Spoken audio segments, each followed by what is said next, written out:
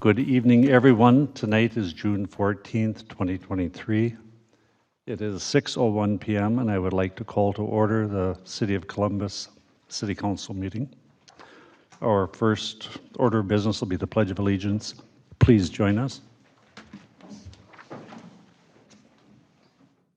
I pledge allegiance to the flag of the United States of America and to the republic for which it stands, one nation, under God, indivisible, with liberty and justice for all. On to item B is the consent agenda. Would someone like to make the motion to approve? So this is Janet. I'll move to approve consent agenda items 3 through 5. And a second? This is Sue, I'll second. So it's moved and seconded. I'll call. Any other questions or discussions? I'll call for the vote. Ron, aye. Sue, I. Janet, I. And Jesse, aye. Moving on to letter C is a public open forum. Is there anyone here who would like to speak at the public open forum or online? I don't see anyone online. All right, we'll move on. On to number 7. We have our State Senator Mike Kroon and our Representative Nolan West, and they're here to give us an update on how things all shook out at the legislature. And welcome, gentlemen. But before we begin, I would like to ask everyone on the council, and you guys too, pull your microphones up close so that you're almost as loud as I am. And I'll back off a little bit. But Ron and I were at a meeting for 2 hours this morning, and everybody was sitting way back, and we couldn't hear a thing. So I said, tonight I'm going to make everybody speak up to your microphone. So anyway, welcome. Please go ahead. Hi, I'm Nolan West. I represent this area as well as a third of Blaine and eastern Ham Lake. First thing I noticed, so I'm a videographer outside the legislature. You have great sound conditioning in this room, I just have to mention. Love it. It's very helpful. And then always good advice, fist lengths away from a microphone. Oh, okay. Like that's always good advice. Then you're not too close, then you're not too far. But anyways, that's not why I'm here. So this last legislative session was a bit of a doozy. The state had a $17.5 to $19 billion budget surplus. And so we were all interested to see how that would go. And what we saw, particularly for the city of Columbus, was really not ideal. Very little of this is being returned to the taxpayer, which is one thing that we generally thought was going to happen. And particularly sports betting, which is incredibly important up here because Running Aces is the #1 taxpayer for the city of Columbus, and it's like number 13 for Anoka County. Huge economic driver, and sports betting, when that has been passed in other states, they've seen a 26% drop or more in revenue to the racetracks. That's what we saw in Iowa. That would doom Running Aces. It really would. So that's one thing that's incredibly important to the city that Senator Kroon and I have been working on aggressively. Is we need to make sure that the tracks aren't left out, because you know the way that debate has developed has been tribal exclusive has been the name of the game. They don't want to pass anything, the current majority, that doesn't give exclusive sports betting rights to the tribes. That doesn't appear to be even up for debate. Sports betting will be relegated to the tribes, but knowing how it will harm Running Aces, it's, well, they better take care of Running Aces and Canterbury, for that matter. Fortunately, Canterbury is represented by a Democrat, Running Aces is represented by Republicans. That makes it a bipartisan issue to make sure that the racetracks are taken care of. And there was a very long debate that went back and forth and eventually died. So sports betting didn't happen in this last session, but that's something to keep an eye on, because next session, the Democrat majority has said repeatedly that passing sports betting is one of their top priorities. So the budget's already said and done. Typically in the second year of a biennium, it's policy. And this seems to be one, I think it's a top 3 issue. So this is something that we're going to need to be keyed in on to make sure the residents of Columbus are aware of. Residents of Anoka County, our whole entire region, Running Aces is incredibly important. Our goal is not necessarily to make sure that we can do sports betting at Running Aces. I mean, they already do sports betting, which is kind of,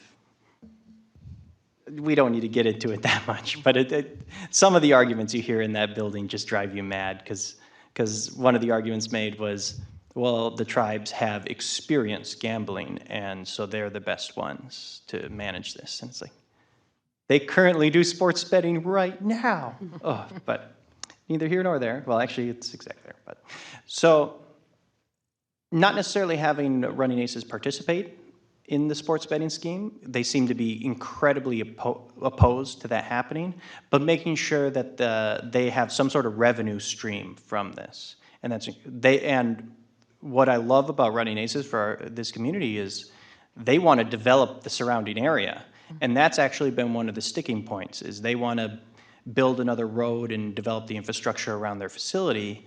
And the number one goal of the tribes appears to be to make sure that there's no expansion of gambling. And they've been sensitive around that, but making sure that they get a revenue stream and that revenue stream can be used for infrastructure is incredibly important if this bill is to become law. Because it's a top priority of the legislature, the majority, I do think, I would put my money that it will pass. So we have to be incredibly engaged and active to make sure that it passes in a way that doesn't bankrupt Running Aces. Because if the original bill, if it passed, quite honestly, Running Aces should just pack up. And that would be a massive tax burden that you'd then have to thrust on the other residents of Columbus. So that is something to look forward to. What happened, there was significant tax increases, and I'm definitely going to leave some stuff for Senator Kroon to talk about. There's significant tax increases despite the massive budget surplus, which was a frustrating thing that came. So about $9 billion of tax increases. Those are mostly centered around transportation. There's going to be a full 1% increase in your sales tax. So a 0.75% of that sales tax is dedicated towards transportation. 0.25 is dedicated towards housing, affordable housing. And I'll let Senator Kroon get into that because he has some great details on that. On the transportation side, you know, most people don't, Minnesotans generally accept the idea that we're a higher tax state, but they expect their tax dollars to be used for something that actually means something to them. And then one frustration of this 0.75% sales tax increase, 85% of that is dedicated to transit. And as you can imagine, the city of Columbus isn't going to see much of a dime of that. If I would be surprised if even a dime. 15% of that is dedicated towards roads and bridges, and that should come back up here. So it does do some funding there. There's also averages out to about a 30% increase in tab fees. Now, that is dedicated primarily to roads and bridges, so that is a significant increase that it seems boneheaded to do when we have a $20 billion budget surplus, but at least that tax will go to roads and bridges. There's also an increase in license fees, and one significant thing, because you have a lot of traffic that moves through here on 35, is there's going to be about a nickel increase in the gas tax, which isn't that big a deal, but they also attached it to inflation. So it's going to be indexed to the road construction index, which is always higher than inflation. So now the gas tax is going to go up every single year in perpetuity. So this is something that right now people might not really notice, but if you look at how we've had inflation in the last couple of years, it's going to be pretty aggressive. There's going to be some money coming into the city that you'll have to figure out how you can best make use of it. Because when you get state money, there's a lot of strings attached to it. And they limit what you're allowed to spend it on. That is something that when we've talked to city councils, it's like, well, we're not positive you have to take the money that's coming here, because some cities might not even want to do this. But yeah, you need to be creative in how you plan to implement the money coming from the state. And one of the biggest concerns here, you know, Columbus is getting shafted in fiscal disparities in every different way. That's what I couldn't believe that situation. That is something going forward, what we talked about in my office. We should work on trying to fix the communities that get shortchanged in the 3 different categories on that, where they have to pay into fiscal disparities, don't get anything out of the fiscal disparities also, and don't get local government aid. Like, I think you might be the only city like in that particular situation. I feel like that's something we can work on going forward, although this is more of a session wrap-up. But sports betting and working on that issue, I think, is something that we should be keyed in on as a group to make sure that we can take care of the residents of Columbus. Because if worst case scenario is actually pretty darn bad, usually the stakes aren't too high. It's just, oh, pay a little more taxes. But say Running Aces is run out of town with a sports betting bill, it's going to put, I mean, I would never want to be in your situation if that happens with what you'll have to do to fix your budget. But I'll let Michael Kroon get into some of the more details, particularly on public safety and those kind of things. Yeah, thanks for inviting me, Senator Michael Kroon, representing District 32, which is the entire city of Blaine, entire city of Lexington, entire city of Columbus, and then a little over half of Ham Lake. So each House district, there's 2 House districts per Senate district. And so I have the privilege of representing Columbus in the Minnesota Senate. And I'll touch on a few things that Representative West touched on, sports betting primarily because it is such an important issue to Columbus, but really it's important to the entire region. And I've been trying to build alliances in the Senate and to convince other senators that don't represent Columbus that this issue is important to them because they have constituents that work at Running Aces or that they're patrons of Running Aces and they enjoy Running Aces. And then a county-wide issue as well. I've had those conversations. It is terribly frustrating because if you look at sports betting, it's very popular in the polling, and the people want sports betting. And so, it really isn't, it shouldn't be a partisan issue. Some people have moral objections, and that's fine. Some people don't. But it shouldn't be a partisan issue. But what is making it a partisan issue is the insistence on tribal exclusivity. So there's been no willingness to negotiate on who will get a license to have sports betting. And they've been emphatic that that is not up for negotiation, that there will be tribal exclusivity, or their caucus will not, the majority will not support it. And I think that's incredibly frustrating because we could put together a sports betting bill that would have bipartisan support, that would, if we would just include Canterbury and Running Aces. And that's what the public would support, broadly, very broadly. And we could have a nice bipartisan bill that would pass. And we wouldn't have to worry about it up here in Columbus because I think Running Aces would be fine if they were able to get one of the licenses and participate in it. They would be fine with that. But and it's just one of those things where you can have individual conversations with other legislators and they agree with you. But when leadership gets involved and makes it a caucus issue, that's where the whole thing seems to fall apart. And as a first-year senator, that's been terribly frustrating, where you can see an avenue and a path towards a bipartisan bill, but you just simply can't get there. And so, as Representative West said, the media account I read said sports betting is their #1 priority next year, meaning the majority caucus. And if it is, it's going to be incredibly difficult to stop at this time. We worked very hard behind the scenes to make sure that either the tracks were taken care of or it didn't pass. And part of that was to hold our caucus together. And I'm in the Senate, all 33 Republicans hold them together against it until Canterbury and Running Aces were taken care of. And I was able to do that in the Senate. And the only reason it didn't pass is because they couldn't, there's a couple senators on the Democrat side that have moral objections to gambling expansion, period, because they view that as essentially a regressive tax that hurts the poor. And so they didn't have the votes.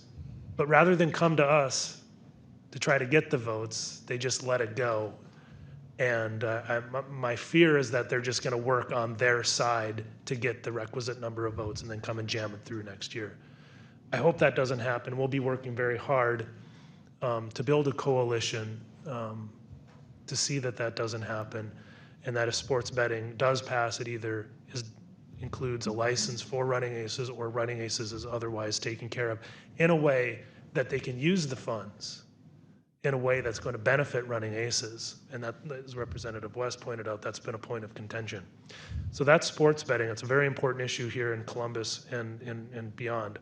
On transportation, I know one of the highlights, of course, it isn't as important to the residents of Columbus as it is other parts of my district, such as Blaine, but we did get significant funding for Highway 65, which will benefit the entire North Metro. That's probably the most dangerous stretch of roadway there is in the state right now, and the most congested. And so it's been long overdue to get funding for Highway 65, and we were able to obtain $102.5 million through earmarks, which is not an easy thing to do. And so we're very satisfied with that result. Unfortunately, the transportation bill, as Representative West alluded to, is not going to take care of things long-term with roads and bridges. It might take care of Highway 65, these 3 intersections that we were able to get, but it isn't going to solve the problem long-term so that we don't have another Highway 65 down the road, because not enough of this new revenue is going towards roads and bridges. It's going to transit. We're spending $200 million, for example, on a train to Duluth, which in my view is clearly a want. It's not a need. And when you have highways in the condition that they're in this state, we should not be spending $200 million on a want. So that's very disappointing. More of that percentage. If you're, I think with a $19 billion surplus, we shouldn't have been raising taxes on anybody in the first instance. But if you're going to do it, make sure that it goes to something that will benefit the most number of people. And I don't think that that happened, and that's very unfortunate. Long term, what you'll hear is that, well, there isn't a surplus in transportation because it's kind of its own little ecosystem. It's primarily funded through things like the gas tax and things that are related to transportation, and that is true. We have had a $19 billion surplus overall, but we didn't have a surplus in transportation. My view is that we should be directing existing revenue into transportation. They started that with the auto sales tax, portion of that going to transportation. We should have expanded that. And quite frankly, we should be using funds from the general fund to go to transportation. It's long since overdue that we do that. Every single person in this state benefits from roads and bridges, whether you use them or not. And so it's a matter of priorities, and I would like to see that fixed at some point in the future, although that may be a while. So I'll move on from transportation, although Representative West did not mention a motor vehicle sales tax, which is also included in that, which is up 0.375%. So that's another, and I think you mentioned the tab fees, but corridors commerce, there were some changes to that, not as sufficient as we would like it to be. The problem with corridors of commerce, it's a merit-based system where the Department of Transportation awards roads and bridges projects, but cities like Columbus or Ham Lake are competing against, I would say, communities that are not similarly situated. So you don't want to be competing against Bloomington or Eden Prairie. They're not similar communities, and Columbus and Ham Lake don't fare well on those testing. So we need to create more tiers, in my opinion, so that and allocate that money to each tier so that it's a more honest merit-based system. And so we were able to expand one tier, which will help a little bit, but it probably doesn't go far enough. So I'd like to focus on that and funnel more money into corridors of commerce. I think it's a really good program. I think there was $80 million or something like that that was added to it in one-time funding. That's not enough. So that's transportation. Housing, as Representative West mentioned, there's a 1/4 cent sales tax increase, which is unfortunate because the housing budget target is what they call it.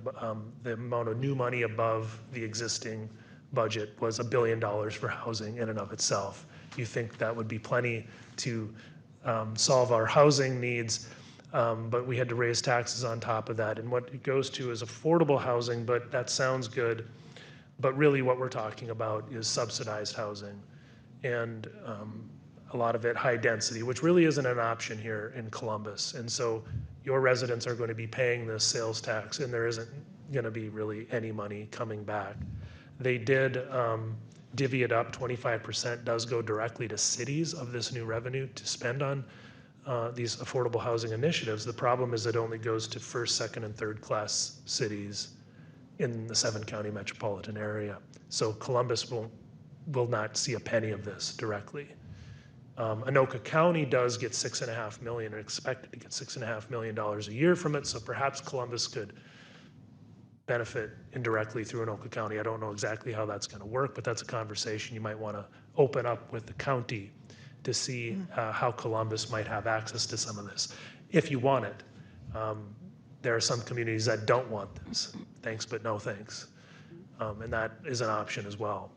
So, but there is some emergency rental assistance. There are some things that if you're creative, you might find some good uses for that money if you're able to get it. So that's housing. The tax bill, there was an $80 million increase, annual increase to local government aid, which I'm sure the city of Columbus is not real excited about because it doesn't get any. There was one-time funding for modest property tax refunds, but again, that's just around the edges. It's not going to do anything long-term to bring property taxes down, in my opinion. Funding for renters credit. The one-time law enforcement funding is a big deal for Columbus. That's one of the few good things that was in the tax bill. Unfortunately, it's one-time funding, but it was $300 million, and that's not an insignificant amount of money.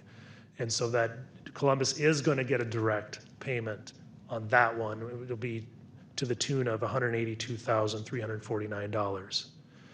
And so what that can be spent on, there's a variety of things: community violence prevention and intervention, mental health crisis response, victim services, training programs, first responder wellness, and equipment related to fire, rescue, and EMS. And I understand that's something that this council might want to be looking into in terms of fire trucks and that kind of thing. Would be a good use of one-time funding that would be allowed under this bill. So that was one of the bright spots.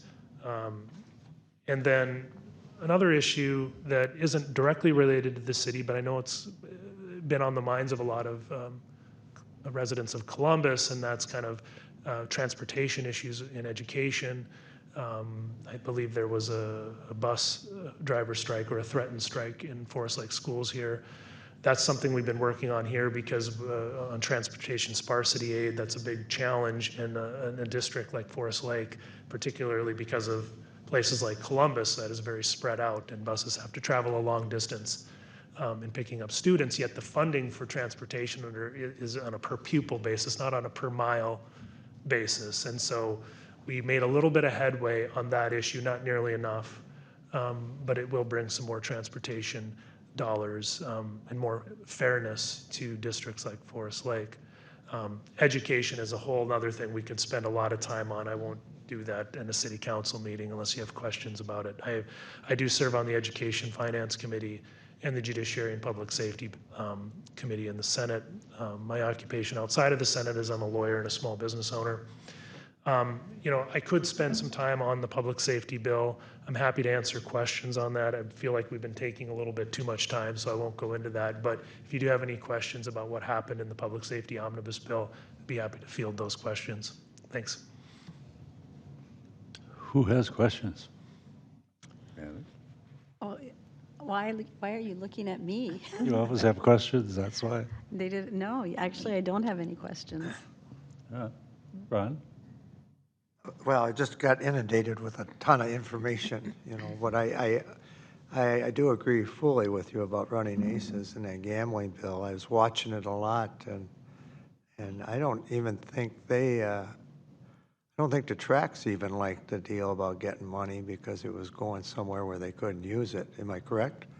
That is correct, and that has been a point of contention where if you're going to not give Running Aces a license and you're going to somehow subsidize them on the back end, it at least needs to be, one, a sufficient amount of money to offset the loss of revenue that they would expect, and two, they have to be given flexibility to use that money in a way that's actually going to benefit the entire organization. And the tribes really wanted to handcuff. First of all, the amount wasn't enough, but that's negotiable. Maybe we could have got there, but they wanted to handcuff Running Aces on how they could spend the money, and that was very problematic. So one of the things we'll be looking at, if that's the route it goes, is for maximum flexibility and how Running Aces is able to utilize that money. And that's one of the biggest concerns, is what Canterbury needs is not necessarily what Running Aces needs. So Canterbury's, the issue of the flexibility, they really don't care about, because they just want to spend it on their stables and horsemen and those kind of things. Running Aces, horsemen and stables, they just invested money in, like, they just took care of all of that. So that is one concern of, we need the tracks to stick together on this. And so far, it's been a great partnership. Canterbury is not looking to cut us out. So that's been good. But that's a big concern, because we do have different needs. So just money doesn't solve it. Running Aces has to be able to spend the money how that actually benefits them. And that's where they're so against any perceived expansion of gambling. Like, they don't want them to use the money to improve anything related to the card room or something like that. And they're so aggressive on that's really handcuffed them. We've been working on a few different compromises, but so much of this is all like not for public consumption because you're trying to negotiate it. So we can talk about it after if you'd like. But there are a couple avenues that we're working on. I think it won't be perfect, but I think we're going to be okay. We'll have to see. When there's the new money that's going to come from this, in my experience, so I've been in the legislature, I'm in my 4th term now, and it's like, if you want the tribes to go along with something, just hand them a stack of cash and everything works out a little better. So there's going to be this new money, so hopefully we can make that, smooth it over so that Running Aces doesn't get cut out. Well, thank you. Mr. Mayor,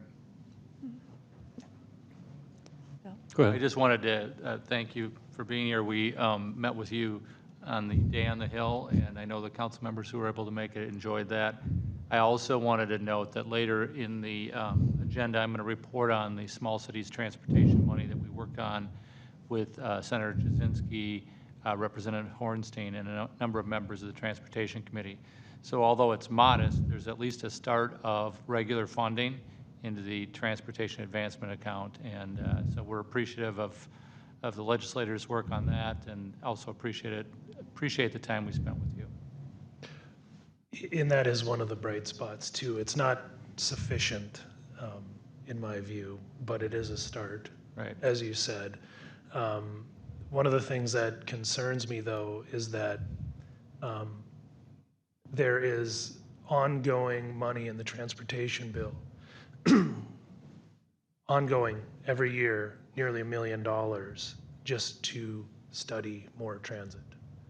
So if you look at the big picture, it's going one direction, and that's my concern. Everything that they're setting up is for future rail, primarily, expansion, and that's their vision for how they see the future, which, in my view, we should be looking at all sorts of other avenues to fund roads and bridges, and how, particularly in places like Columbus, and but it doesn't seem like that's the direction that they want to go in, and that is going to be a major priority of mine, is to shift that focus away from rail back to roads and bridges.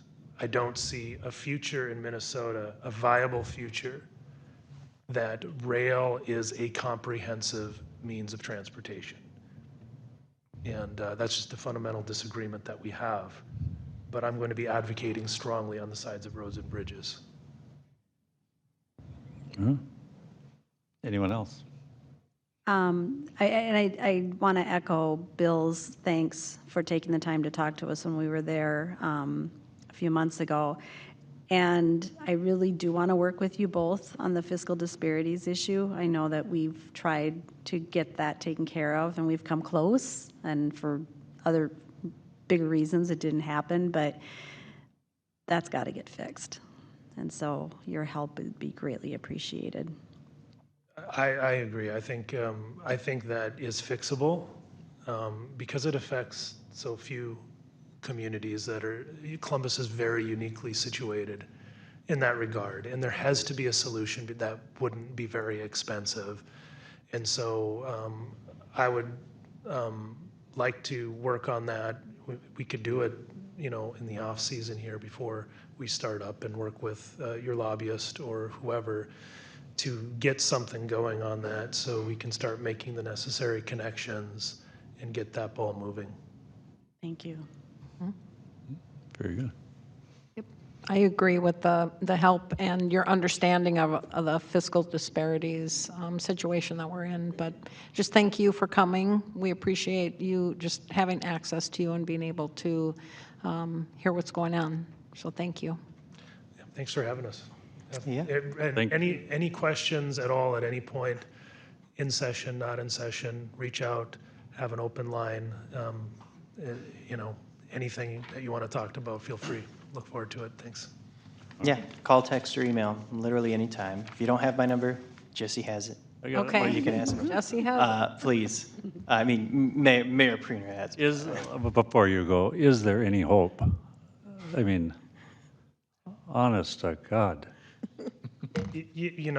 There's always hope, and I try not to put on a too negative or a partisan spin when I do these presentations, but I also want to present how I saw it, and I understand I have a certain perspective that not everybody agrees with, but I try to do my best to try to just give the facts on what happened Yeah. and then tell people how I view that.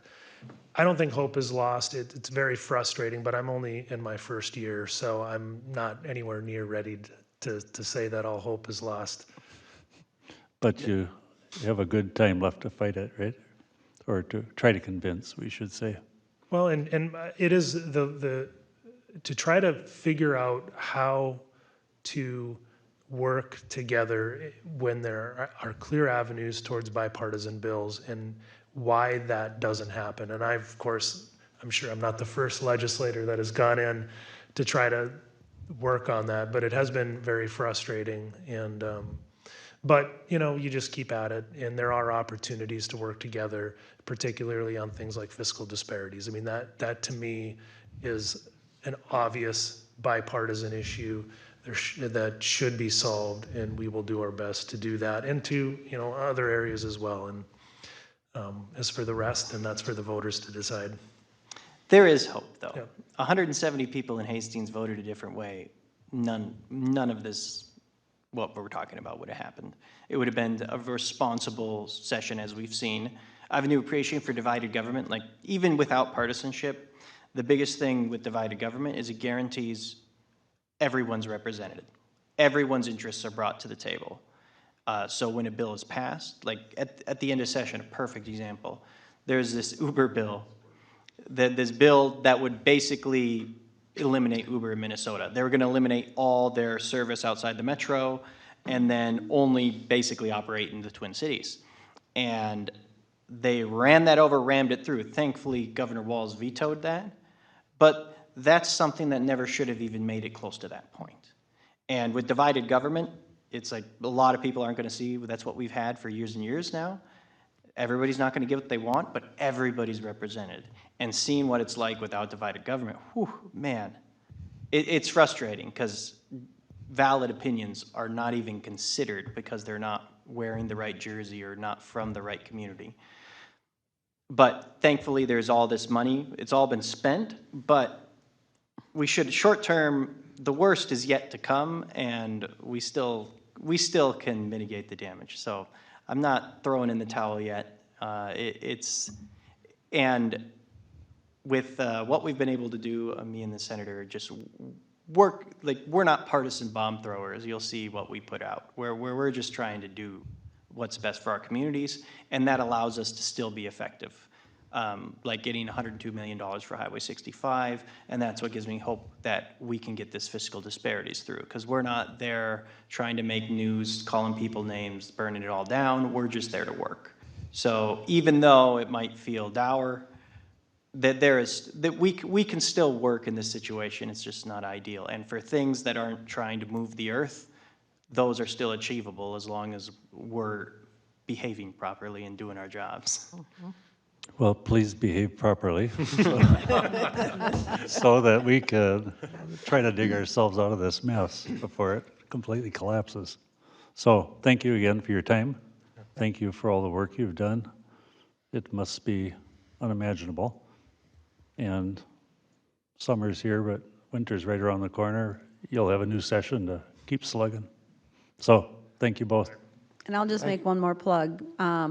Our Fall Fest is September 16th. Oh, yeah. Across the street and here. You are both more than welcome to come and see Columbus in its glory. It's been 3 years since we've been able to hold that. So if you're not doing anything on that Saturday, or the Sunday, which is when we're going to have our Lions Pancake Breakfast, or the Friday night when we're going to do a movie in the parking lot of Running Aces, we'll send information to your email. But It's already on my calendar. oh, good deal. Oh, Great. Glad to hear it. Yeah, it would be a good opportunity to meet a lot more of your constituents. That's right. So with that, I'll let you go, All right. and we'll keep slugging. Thanks very much. Thank you. Thanks. Planning Commission report. Janet, take it away.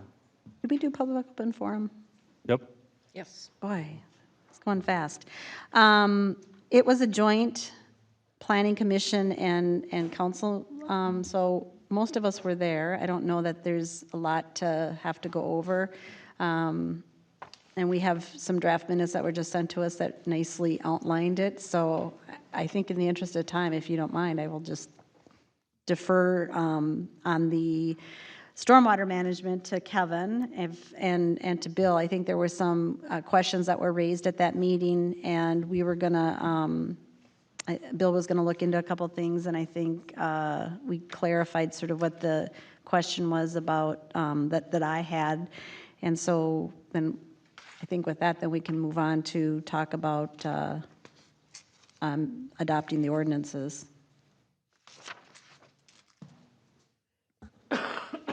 Good evening, Mayor and City Council members. In regards to the stormwater ordinance, there were some comments that you provided at our last meeting. And so to address those, there was the concern about how emergency overflow was defined. And so we did modify that definition to address that concern. So now that, I'll just read it. Emergency overflow means a primary overflow to pass flows above the design capacity around the principal outlet in the direction of an existing drainage and utility easement or in a direction that does not adversely impact adjacent and downstream properties. Perfect, thank you. The other item, I think that there was a primary question on, and let me just scroll down here so I'm in the right section, was in regards to the policy statements in regards to wetlands. And I believe Councilmember Wagaman had some question on that. And those are actually, as I have learned since, taken right from Rice Creek Watershed District. And hold on. So we did borrow those policy statements, and I think there we go. I think one of the questions was in regards what were some statements in conflict with each other, but basically, in essence, the policy is that there's no net loss of wetlands and increasing the quality of diminished wetlands. So they're not in conflict with each other. The increase is related to diminished or drained wetlands. Okay. So Okay, hopefully that answers your question on Yep. that. So, and I believe that's, I think City attorney did a last scour through there to see if there was, and corrected some language in regards to how a section is defined, I guess. Right, Mr. Mayor and council members, based on the council's comments, we've clarified a couple locations on section and chapter references, so it's clear that, for instance, Article 7 applies to the whole chapter. So it's helpful when you go through things and Yep. catch things. We're happy to fix nits, and it was non-substantive, but I think it just helps people when they read the document to have a little more clarity. So that was done as a last pass. I do have one question.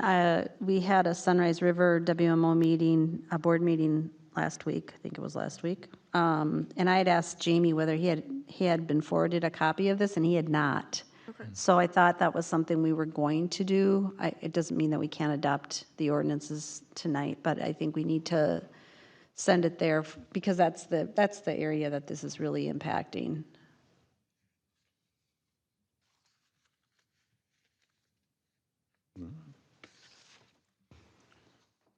Make the motion. Sure, so then there's no further questions, and I would move to adopt ordinance 23-04, Chapter 7D, as in dog, stormwater management regulations as presented.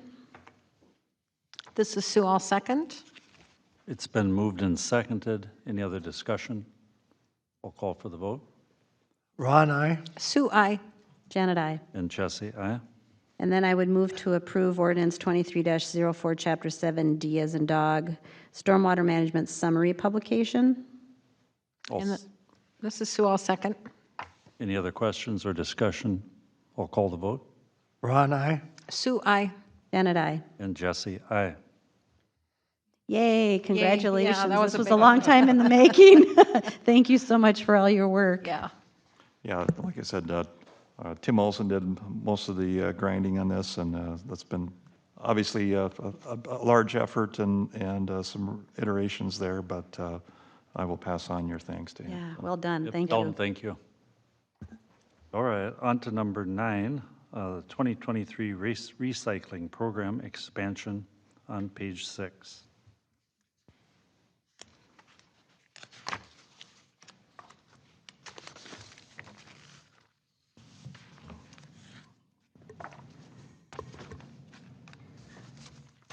Elizabeth.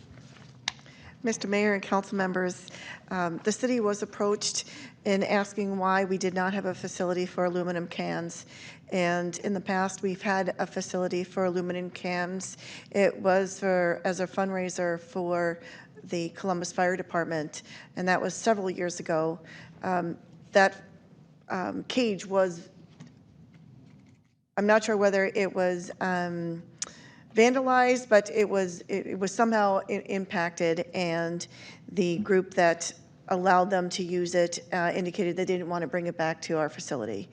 Lori now this year contacted NRI and Metals, and they've indicated that they will bring back, I want to say, a much smaller facility for aluminum cans, and she's arranged it that it would cost $50 in order for a truck fee in order to bring it to and from Columbus, and then it would be offset by the can money and/or aluminum money that's in the bin, and then we would get the proceeds after that.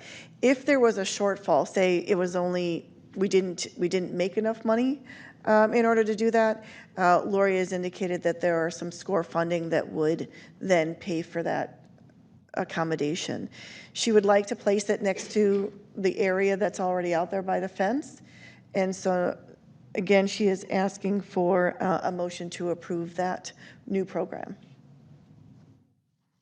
So I do have one question. So on page 7, this is her application, right? It's a change order? Or? That would be Kevin's change order for, West Freeway Drive. Oh. Okay, we'll wait on that question. I have a question, though. I mean, since we all can do this at our own curbside, I'm just curious whether or not we think there'll be enough people that will actually drive up here with their aluminum cans when they can just toss it in their own recycling bin. I don't know.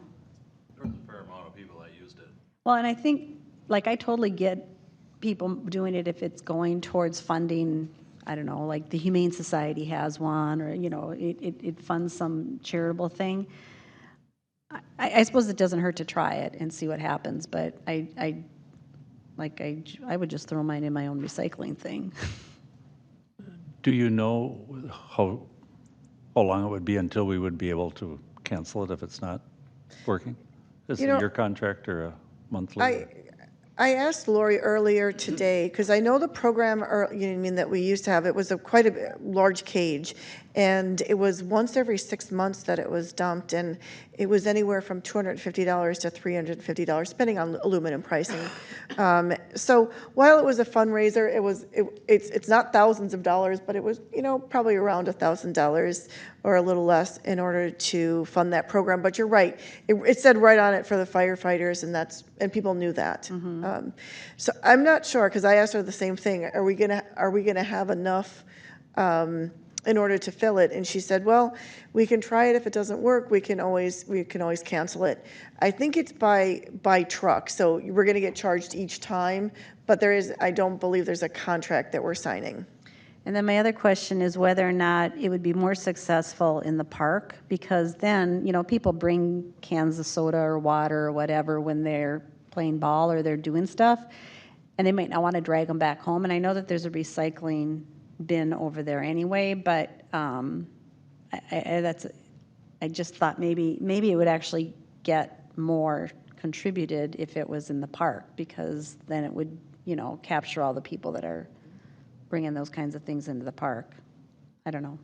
And we can ask. I'm not familiar whether we have a bin for aluminum or whether it's commingled. So I guess I'm not sure how It's commingled. It is commingled. So we'd have to ask RVS how that would work. Okay. Well, it doesn't hurt to try, I guess. All right, so I'll make the motion to approve an aluminum can collecting cage using the revenue to offset the truck expense, and if not covered, the expense would be charged under the Anoka County Municipal Waste Abatement Grant or the SCORE program. Is there a second? I'll second it, Ron. Any other questions or discussion? I'll call for the vote. Ron, aye. Sue, I. Janet, I. And Jesse, aye. So we're on to number 10, the Hurley event permit. I see everybody's here. Would you like to come up to the table? Or at least two of you, and each take a microphone and pull it up nice and close. And that's in our packet, A1 through A17.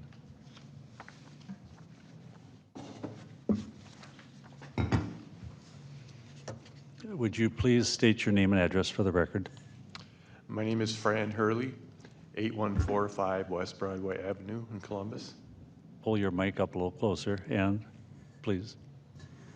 And Barb Hurley, 8145 West Broadway Avenue. All right, thank you.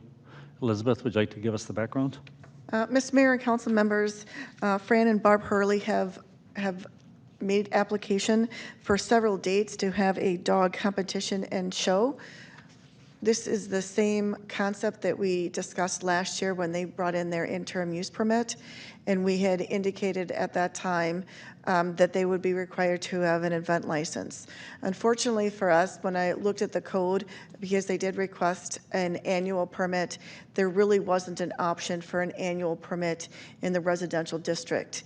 There's an annual permit for a business, but not again for residential events. So as a compromise, what I've done this evening is I will ask the council to look at the several dates that they've listed on their event permit. We'll process each of them as individual permits, but they will just come before you just this evening for those events, with the idea that the event will not change. If the event changes from what it's proposed, then they will have to come back and amend that event permit. But in this case, as long as they agree to the conditions, then we could move forward and process them all. I realize as individual permits, but it will be, again, only one meeting. In looking at the conditions, the Hurleys did submit an updated site plan today showing where the dog races and/or show is going to be, along with parking. And the other 12 or 11 conditions are in your packet. The 12th one is the one we briefly talked about, and that was whether or not we were going to notify adjacent property owners of the events on specific dates.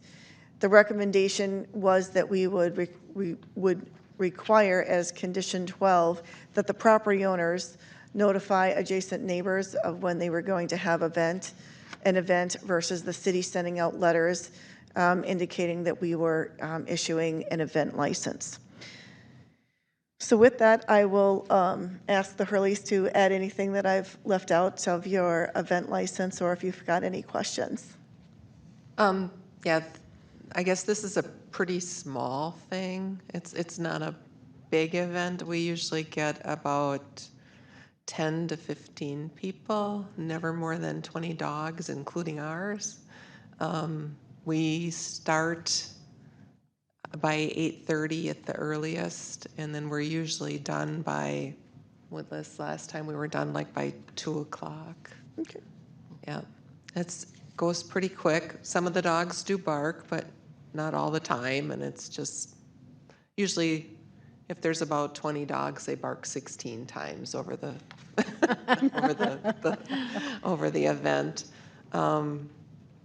We were hoping that if you did have us do the notification to all the neighbors, that we could also just do that once rather than send them 5 separate letters. And we probably just put in there that they're invited to come watch if they want to. And I think if you put the dates of, Yep. you know what I mean, all the dates in the one letter, that would meet the condition. Okay. Or it could even be just a postcard. You're invited. The dates are here, here, here, here, here. And then the neighbors know about it, so they're not planning a wedding or something at their house next door. And also they're welcome, I guess. Your neighbors Yeah. are welcome to your events, right? Yeah, the ones to the west have come and brought their kids, and we've invited another guy, but he never came. Yeah. I gather these are all on the weekends, Yeah. Yes, Saturday and Sunday. and it's open to the public? Yeah, if people want to come watch, it is. So would somebody be invited that's not a neighbor, like, say, a council member? Yes, you'd be welcome. Absolutely. You're welcome to come out and see it. It's kind of fun. I want to see those little whippets go. Yeah, we Can would we love bring to a have- lab and run them in the race? No. I think he'd win. You know, the other dogs do like to run like that. They've got other venues where other breeds can go. Like they'll have Labradors or German Shepherds or Wiener dogs. That would be there. funny to watch. I can't remember if have you had any complaints from neighbors about your event? We Like had noise or anything? one complaint, and I think it's because the guy drove by and saw something happening, and then he called you guys. We have since talked to him, and he's apologized. Oh, okay. And we've invited him out, and He's never come, but. he's we've never invited him come, all. but once he got invited, he seemed to be okay with it. Okay. I have a question. I don't know, I remember when you came up before the planning commission, do you have a satellite out there for bathrooms or nothing? No, Because- we No, allow people- people to use our house. Yeah, like there's not very many people that come, so they just use our house. Okay. And nobody camps? We have had people in the past, but it says that you can't anymore. So I think we talked to Elizabeth and she said it was okay if like family did, but not other people. So sometimes there might be something in the yard, but we have to have them in the house, it sounds like. Well, the only reason I bring up the satellite, I have a $25,000 septic system going in, and they're costly. It's on your mind. I totally get it. It's usually just 10 to 15 people. So it's not like anything bigger than, having people over for a birthday party or something. Yeah. So July 1st is your next one? Is that Saturday, July 1st? If that's Saturday, The then first yes, weekend I of can. July. Yeah, July 1st and. Yep, and yep, All right. yep. Cool. I'll be there. Cool. You can give So us a we- full report. We do the little racy things, and then we do a little dog show, and then we eat a bunch of food and hand out dog toys Oh, yeah? to the winners, yeah. Sounds like fun. All right, so I'll move to approve the Hurley event permits, 4 of them, for the dates of 7, 1 and 2, 8, 5 and 6, 9, 16 and 17, October 21st and 22nd at 8145 Broadway for dog competition and show, subject to conditions, 1 through 13. How do we get And this is going to be 1 through 12 because sorry. 13 has been satisfied. 1 through 12? The applicant will send letters to adjoining property owners to notify them of the event dates and invite them for their party. And the applicant will We already have that one. submit an updated site plan to include the racing, which we already have, correct? Yes. All right. Is there a second? I will second it, but I'll just make the clarification that you only need to send one letter. You don't have to send separate Okay. letters. I've got a question about that. We don't have addresses for all the people that are like behind our house that you want us to, is there, We can supply the list. thank you. So I seconded it. So it's seconded. Any other questions or discussion? I'll call for the vote. Ron, aye? Sue, I. Janet, I. And Jesse, aye. And we're off to the races. Okay. Thanks, you guys. Thank you. Thank you. So on to letter D, engineer report. Okay, the first item, update on West Freeway Drive. We're getting close. The first lift of bituminous paving is scheduled to go down on Friday.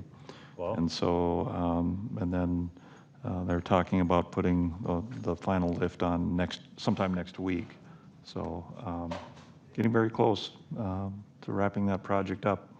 Along with that, I just wanted to bring to your attention a couple of change orders. We've been very, very fortunate through the course of this project. It's gone very well. As we get closer, I can kind of project what our final cost will be, or at least see what it's going to look like. And it appears that we are going to come under the bid price for the project, just the way certain elements of the project have underrun, particularly on that soil correction was such a big item. And so it was kind of a conservative estimate in terms of where we might wind up. And we underran those items. And so I think we're going to come in, it could be close to $100,000. I'm not quite fully certain on that, but it's looking good at this point. So in terms of just the change orders, just know that they won't increase our overall cost or net cost of the project. The first change order was related to the city supplying the light standards. Jim had some leftover light standards that we initially didn't include in the bid, but we decided after the bid that those light standards would be put to use on the project. And so there was a net reduction in the overall cost of $15,000 related to that. The second item, the second change order was related to a few different items. Some were related to just some minor additions to the project, related to a water service that we wanted to upsize, and another item related to some drain tile and just providing the correct outlet for that, and then just some revision to the rock riprap item. The other item that was more significant was related to some revisions we needed to do to the outlet of the south storm sewer pond. We realized as we were building the outlet that it wasn't going to work as we anticipated. The ground elevation that we were directing the outlet to was higher than it was somewhat of a design oversight. And so we needed to make some modifications to make sure that our pond operated as we desired to. So we had to wind up putting some additional piping in and relay some piping in order to do that. And as I indicated, it was somewhat of a design issue, and we've talked to the design team at SRF about it, and so they may be participating in that cost in some fashion. That's to be negotiated later. But in any event, the net change of change order number 2 was an additional cost of $36,000. And as I indicated, net-wise, we're just over 21,000 in terms of the net cost of these change orders. And again, that's not going to result in an overall increase in our project cost. As I said, we're running under. So we were just asking for your approval on these items. It's since the county actually holds the contract, they will be the ones that actually approve the change orders. But I want to bring these to your attention because we're essentially paying the bill. So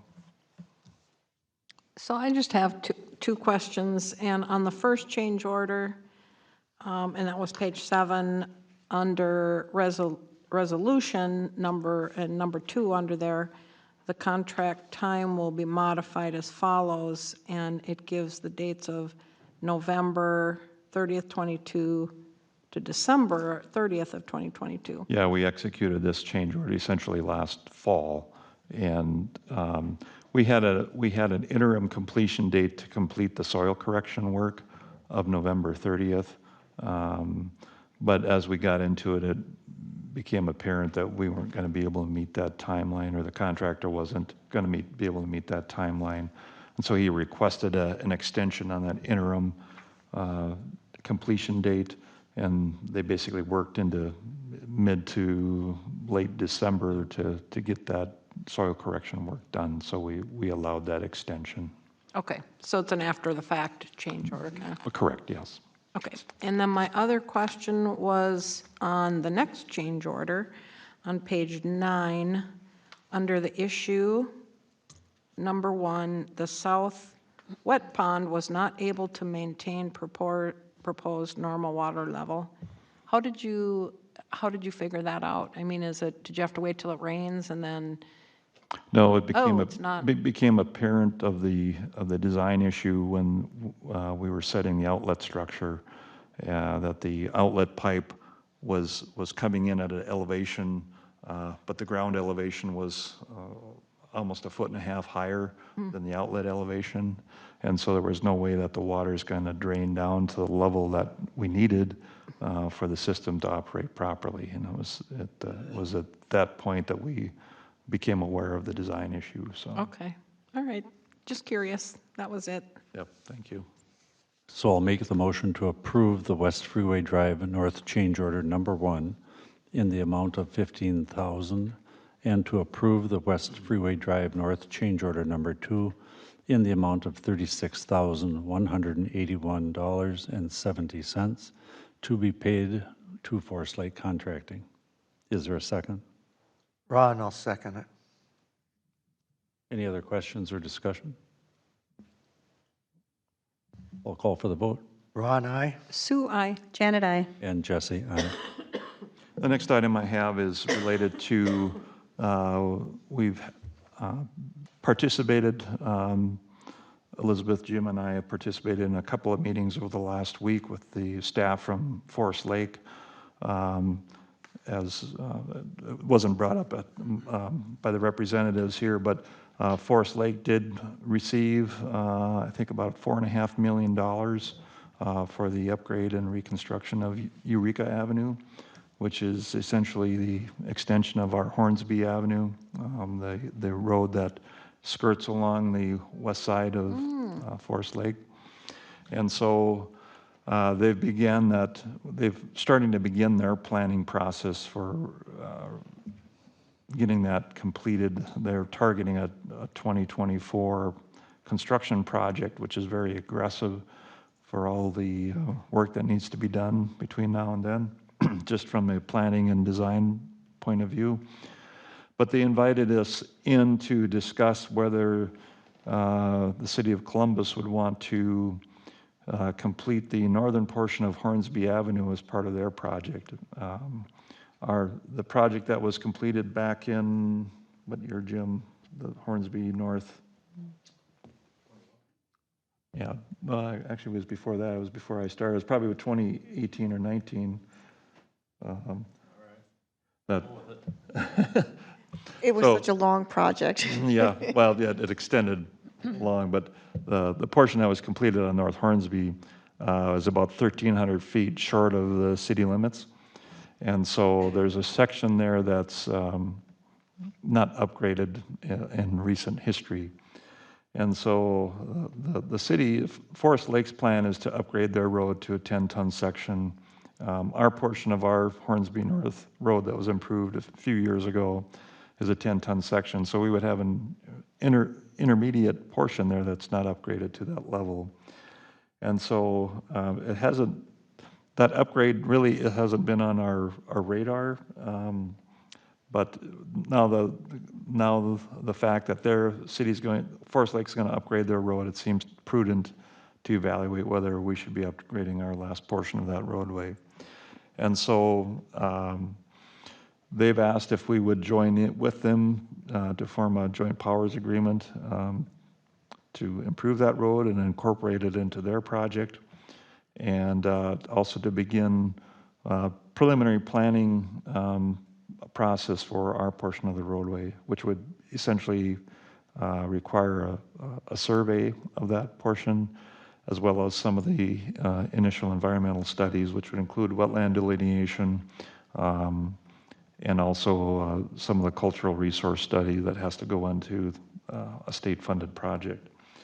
And so we're estimating about $10,000 for this initial work. And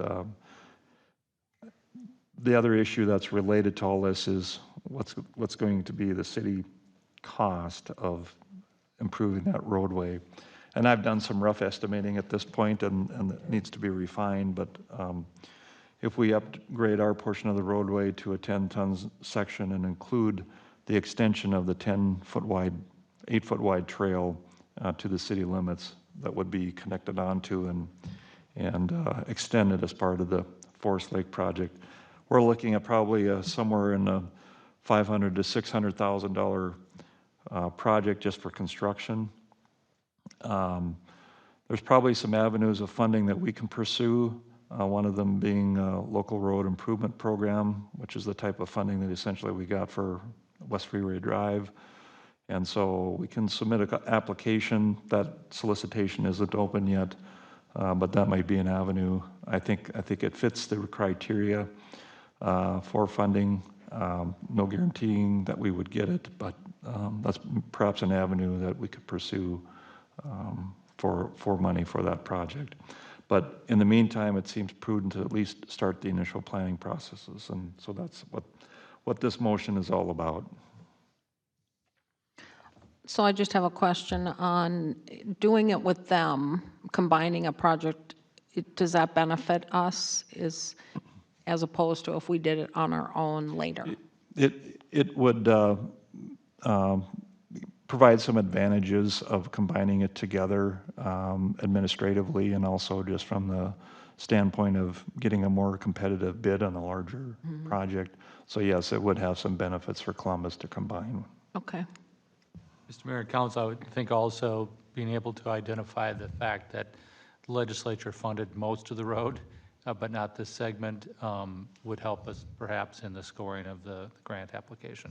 Correct, yeah, and just the fact that there was more money put into LRIP from this year's legislature, so there's more money to hand out. And so tying it to this project that's already been funded, as Bill indicated, would give us, I think, a pretty good argument, so. Okay. Kevin, I got a question. You were talking about, what, a 10-foot trail? Correct. Right, so that's what we would do on our part? Well, our trail is, I believe, 8-foot wide paved with 1-foot shoulders on either side. Ours so would be a little different. It narrowed down. we would extend our same section to our city limits and Thank you. I have a question. So the $10,000 that they're looking for the survey and permitting and all that kind of stuff,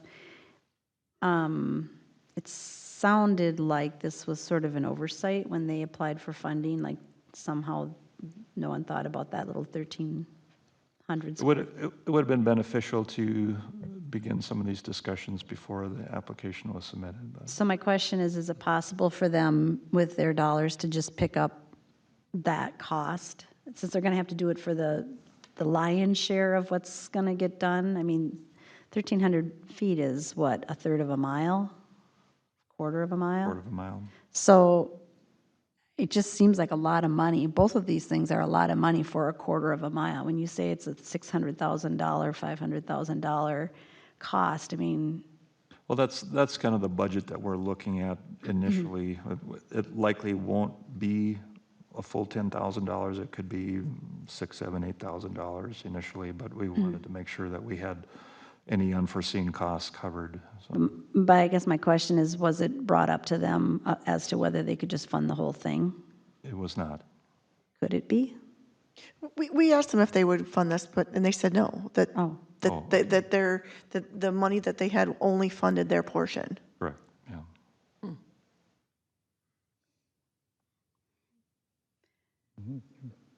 And Kevin, this is a what-if question. Do you believe, so I'll cough up the 10 grand. That's not too serious in my book, but adding a $600,000 bicycle trail in addition to that road, that's a lot of money. Do you feel that there will be grants that we can get our hands on that will really help offset that a lot, or not? I know I I'm can't- asking your yeah. crystal ball. Mayor, I certainly can't guarantee anything. Just knowing the criteria that goes into that application, I think we would stand a very strong chance of being funded.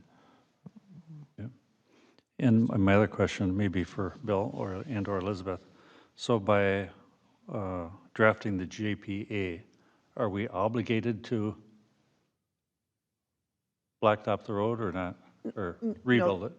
The joint powers agreement was only for funding or jointly funding the environmental evaluation. So, and maybe I'm misunderstanding, but I thought through both meetings, when we were sitting at those meetings, that it was clear that they wanted Columbus to pay for their portion and that their $4.5 million did not cover the 1,300 feet. So am I misunderstanding that? Because that was Janet's question. So it was my understanding that they did not fund or include that 1,300 feet. Well, that's correct. But I think my understanding, and you can correct me if I'm wrong, is that their desire for a JPA would be to encompass the potentiality of a full improvement. Now, I don't know if that obligates us to move forward, and maybe there's some protecting language there that our attorney could make sure that's covered.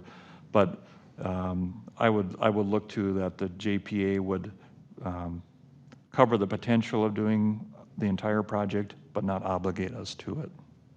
Right, Mr. Mayor and Council, would clearly be subject to funding, and I think there's some efficiency in trying to design this and build it at the same time. It would have been nice, since we worked with Karen Housley the previous session, if we had been, notified of this ahead of time. If the grant is not successful, they're already looking at applications for capital improvement dollars. We would be right at the front of the line with Karen Housley and others looking for capital bonding requests if we don't get LRIP or other funding. So I think it is prudent to go ahead and spend the money to get the ball rolling, look at the design, look at some of the environmental review, and then we would look at multiple funding sources. It just makes sense. It's an oversight. It should have been funded. We've got a brand new road to the south. We've got our stretch of what's to the north is a little better than, because I just drove it tonight. But so I think there's a really good case to be made. This was an oversight, and funds should come from one pot or another. I have one last question. Is there like a expiration date on the survey or any of the environmental stuff? It seems to me like we've run into that before where like it's good for a year or 2 years or something like that. And if it takes us longer than that to get the funding to do the road, you know, I'm a little concerned about doing the 10,000 without knowing for sure that we would have the money to do it within the time frame. So there's no expiration on the survey. A wetland delineation is valid for 5 years. Oh, it's 5, okay, so that should be long, that should be reasonable to try to figure out how to do this. Any other questions? Anyone? We had DOT in here last night, and they talked about muck on 97. Is there an issue down there on Eureka? I mean, is We that won't know possible? until Forest Lake will arrange for soil borings, and that'll be part of this cost as well, I believe. I think they'll need to do at least one soil boring on our portion. But there's a possibility. We had muck obviously on the other side of the freeway for our project.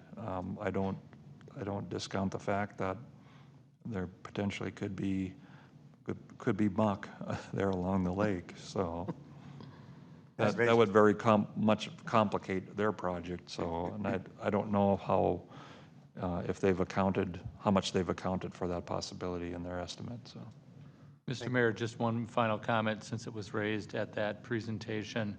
MnDOT is looking at this corridor as being a reliever as they rebuild 97. So that's part of the, part of the scoring. They're very interested in this corridor being rebuilt, and they raised the fact that Forest Lake had $4.5 million. So another piece of the story.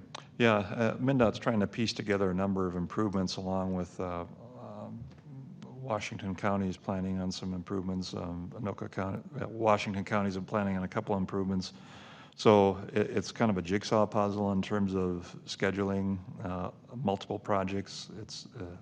It's Highway 97, it's County Road 32, which is 11th Avenue. There's Trunk Highway 8. So those are primary east-west corridors, and I'm sure they got into that discussion yesterday. I wasn't here, but I did hear the presentation at our staff meeting.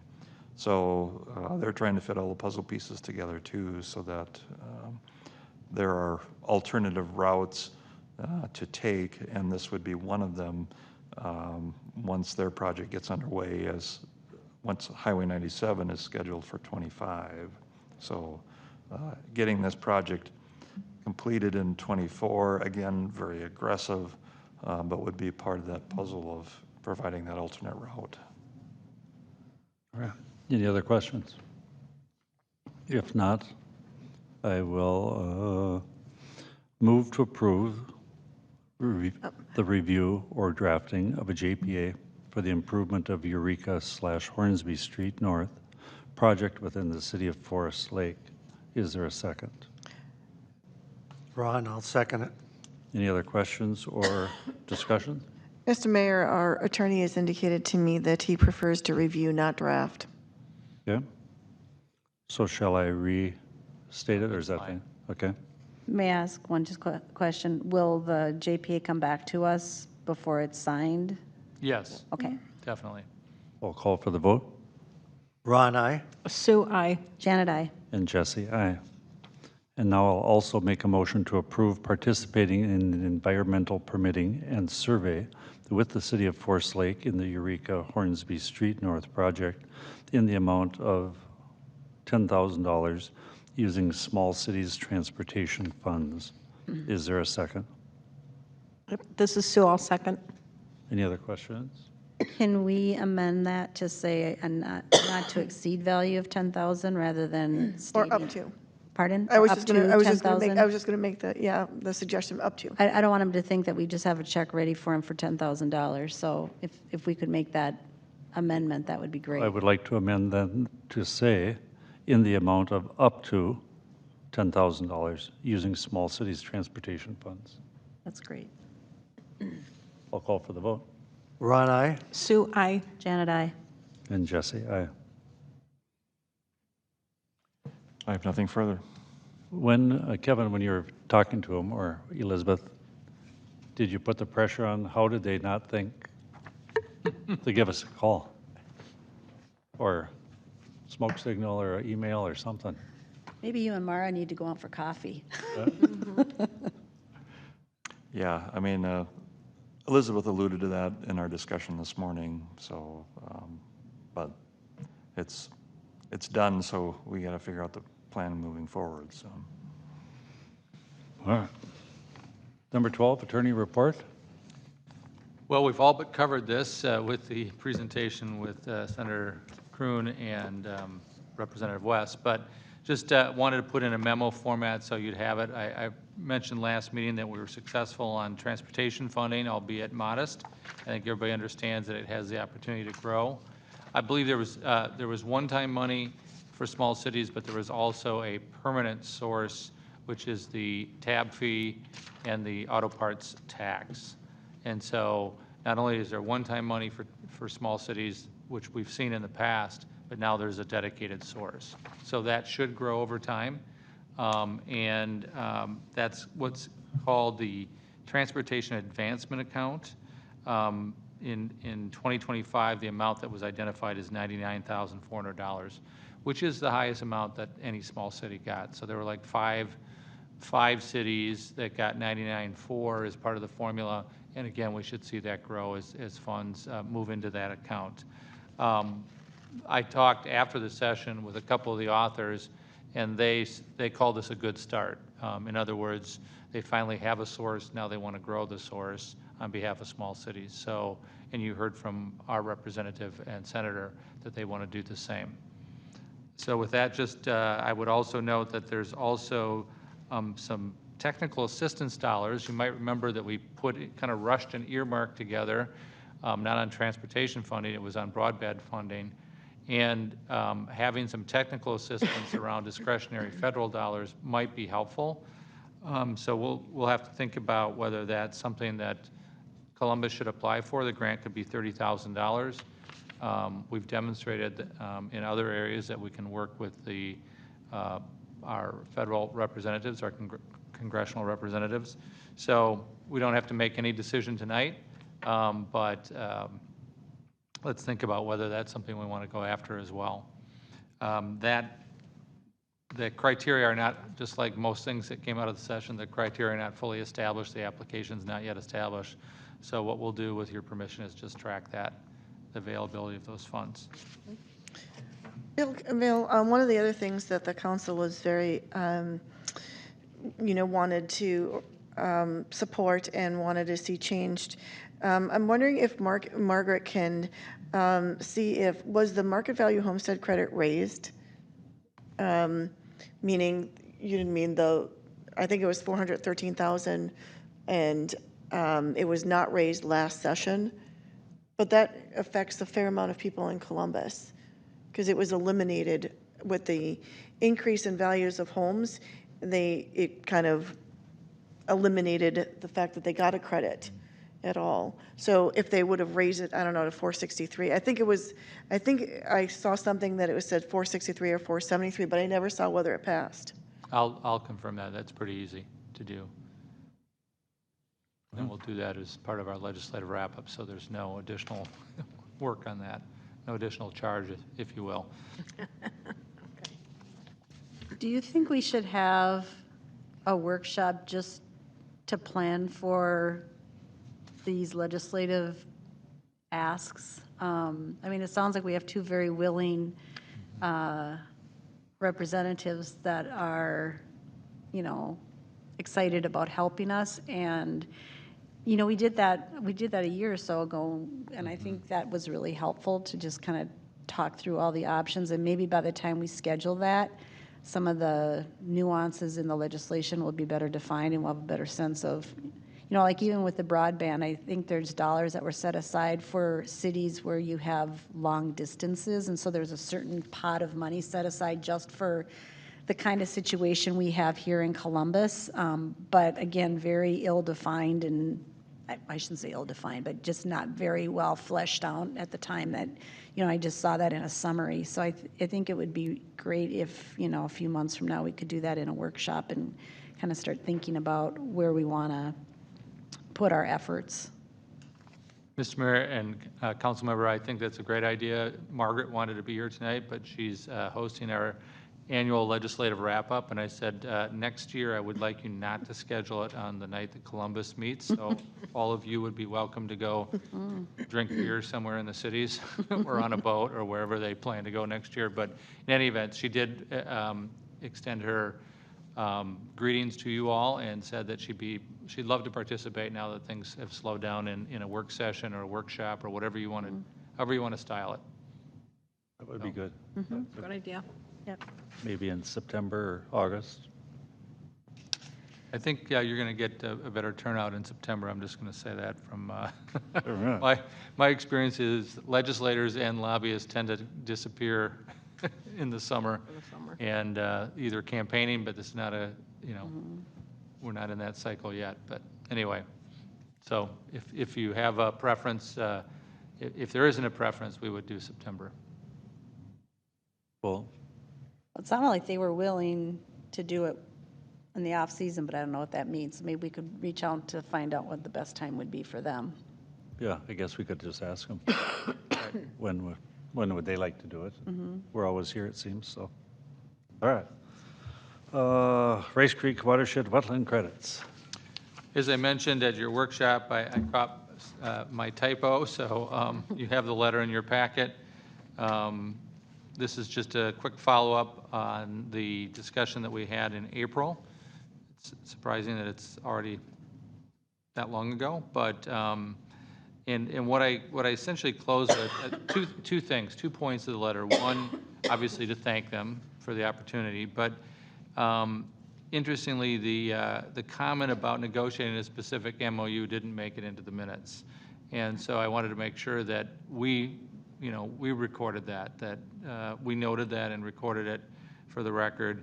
And then, and hopefully this doesn't sound too testy, the last paragraph, but given the number of times we've reached out for resolution, we'd like a final resolution. I mean, it can be yes, it can be no. Obviously, we'd like it to be yes, but not to have to continue to keep this on our agenda year after year and wait for the right time to ask.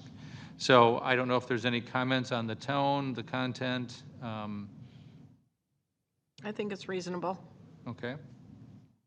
I don't think the tone is off, but I feel like we're not asking for much, and I'm afraid this would be a really easy letter for them to ignore or just say, we said we were done. I just wonder whether or not we should make it clearer why this shouldn't be a done deal. I mean, I think that, there were some things said specifically by the chair about, why would we do this so that you could have economic development or that you could spend it on economic development? And it's like, because that was the whole point of sacrificing the future property tax dollars. I don't want to, obviously you don't want to draft a 2-page letter, but I'm just afraid that, I think most of the commissioners weren't very well versed in the history on this, and I know you gave them a nice summary, but I just wonder whether it would be good to have something that outlines it, maybe either with this, or if you think that that's overkill. I'm just worried that they're going to just blow us off. Yeah, that's not a bad idea. Can you attach your summary that you already did so it's not like you're having to rewrite the whole thing? Yeah, I think if I attach the prior correspondence, so it goes together. Yeah. There's a little bit of art of, how much of I don't want to alienate the chair. Right. And I don't, so I don't want to take on his points directly.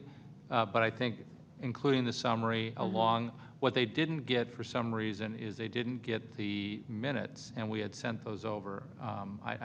Did you remember if the minutes were in that packet? Yeah, it was. I thought it was, yeah. Well, I mean, that's the important part. right, that is the important part, because that's where all the statements about Columbus benefiting from credits were made.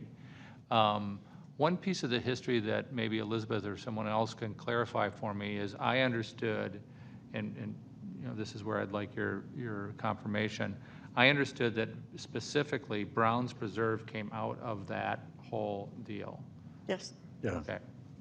So And I'll that's make where that the- tie. And that's where they got the 60 watershed credits. I mean, I get why, you know, it took time for them to hear what they were going to get, and they couldn't obviously commit to any sort of commitment to us until they knew that. But because none of those people, maybe with the exception of John, was John Waller on the board back then? I mean, there might have been one, or I don't think Steve was, though, was he?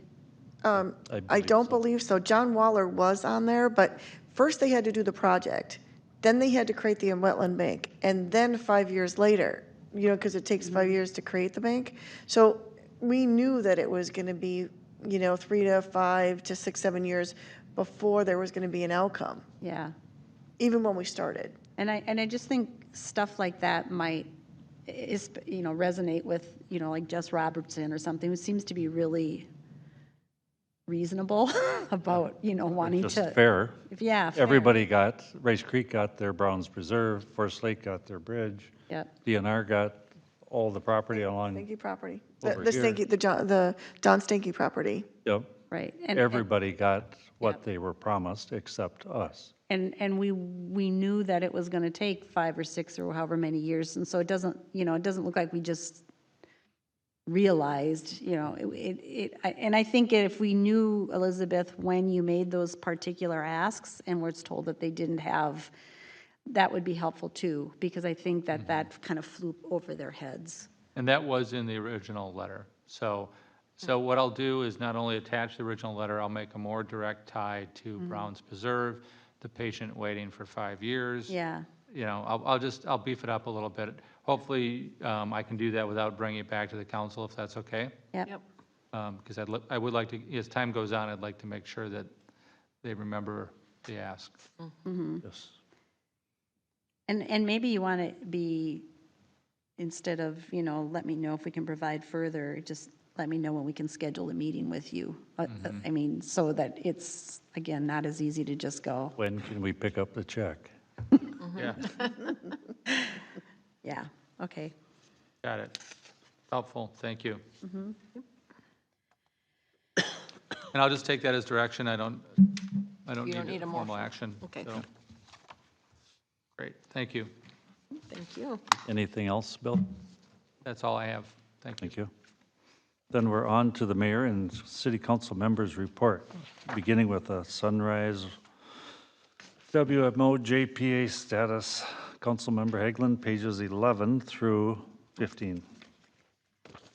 So I've talked about this a number of times, so I'm not going to rehash the old stuff, but there's a couple of things I just do want to bring to your attention. So the information on 11 just gives you a memo that was written by the Sunrise River WMO's attorney, Troy Gilchrist, to the participants, basically outlining what the process of withdrawing would be. And then there's a draft resolution that we just got tonight. And this is what we would be looking for the council to approve, that would essentially state our intent to withdraw from the JPA. Each of the three, let me take a step back. If 2 of the 4 participating cities withdraw, the JPA becomes, it dissolves. And so then the idea is that we would get at least 2 others, and I don't have any doubt that we will get actually 3. And then we could time this so that the dissolution and the reforming under the amended JPA could go hand in hand. I have no idea. We've not heard a word from Ham Lake, so I don't know what their plans are. They did not come back after the meeting to say that they were going to withdraw, which we gave them kind of 3 weeks or 4 weeks to, if that was kind of in their wheelhouse to do. So everybody was happy to get moving on this. And so what you have before you then is the resolution that was drafted by Troy. And his recommendation is that all the cities would use this same format with the same language. And so this also went to East Bethel and to Linwood to put before their boards too. So before we do the motion, I'm happy to take any questions if there are any. Otherwise, I can make the motion to approve the resolution. Any questions, anyone? Well, I'm curious, so I read through this, and it made sense that it would dissolve. I wasn't sure, I was assuming that Ham Lake had already said that they wanted to be out of it, and that's why you were doing that. Ham Lake has not, Ham Lake is not happy with having to be in 3 different watersheds, and they feel like they're not getting value for the dollars that they pay into it, and so they just want out, which is not really an option, but that's what they want. And at the meeting that we had, they were, Anoka County was there, as was Bowser. They were told with no ambiguity that they can't just opt out, and they can't form their own WMO as a city. So their options at this point would be to join us, or to withdraw, or not join us, which would then force the county to step in and act on their behalf. And the county's not interested in doing that, but they don't have a choice if that's what Ham Lake decides to do. So what we were hoping they would do, because it would be the path of least resistance and expense for the rest of us, is that they would just withdraw.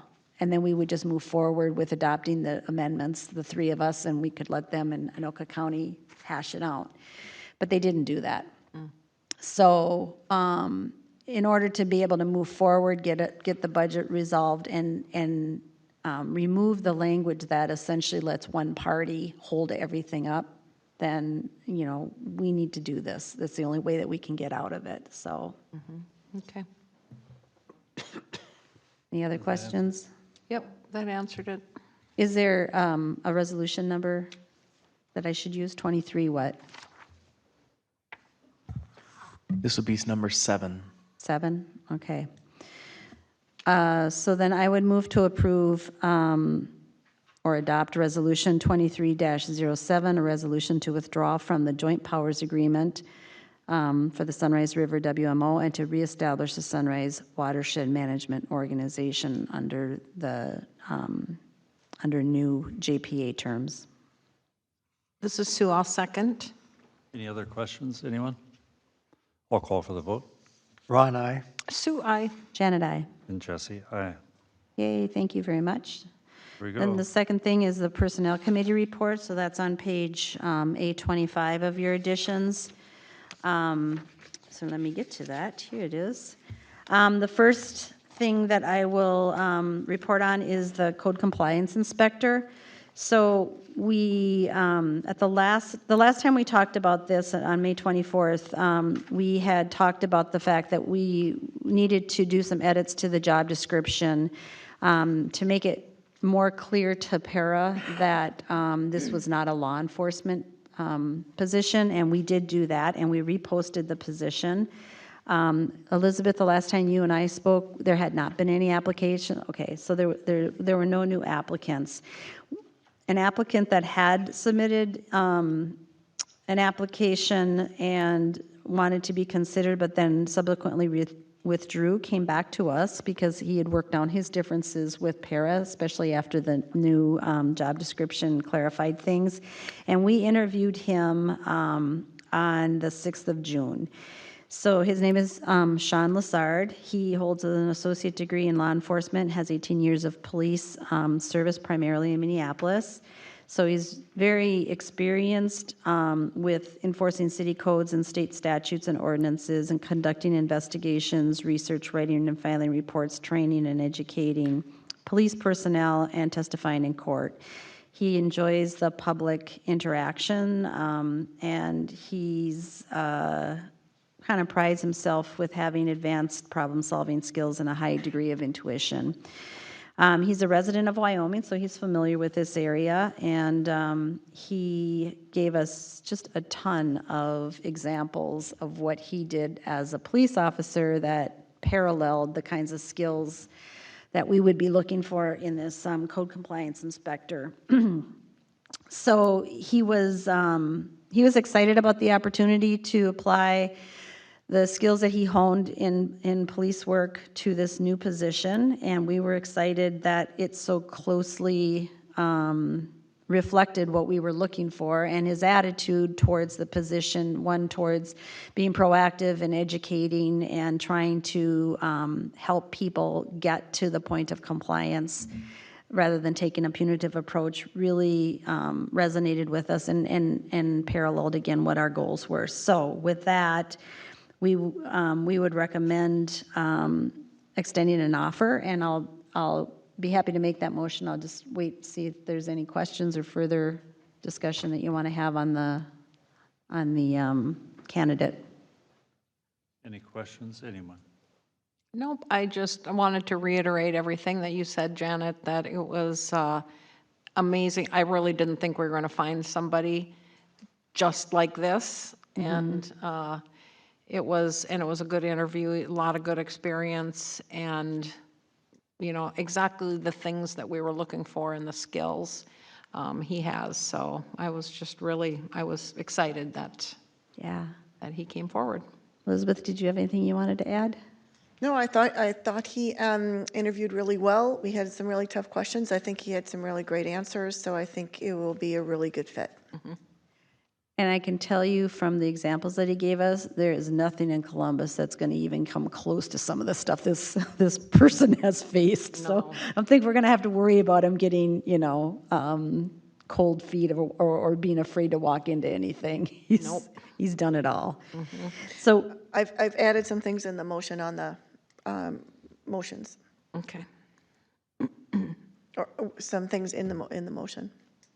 is it as written here?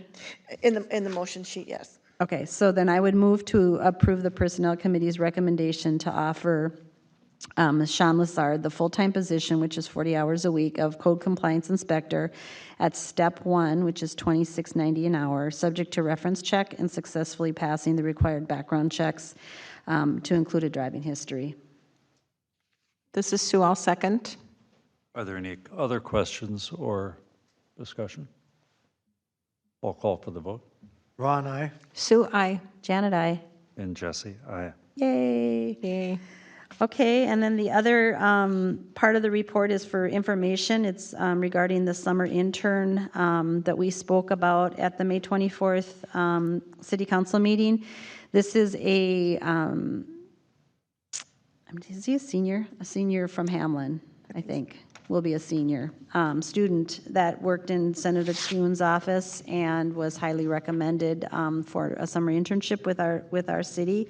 We did an interview. The candidate's name is why can't I think? Larson. Grant? Thank you, Grant. Grant Larson. Yes, gosh, it's right here in front of me. And we talked about what his interests are and what kinds of work we had that would fit that, and we had a really nice discussion. His interest is to work 20 hours a week, and he would like to start on or around June 22nd and then would end around August 18th. When we talked to the council on the 24th, we had provided a sort of not to exceed amount that the council approved of $8,600, but that was at 40 hours a week, so now we'd be looking more at a budget of about $4,300. Now that we have a better sense of what his interests are, primarily he's interested in projects related to policy and or accounting. What we'd like to do is to bring him back for a second interview so we can kind of finalize what a job description would look like. At the May 24th meeting, we were given the green light to go ahead and extend an offer if we felt he was a acceptable candidate. So we don't really need any action from the council. It's really more of an update for you. And after we have that second interview, we'll come back and update you again as to what the outcome is going to be. Anything else?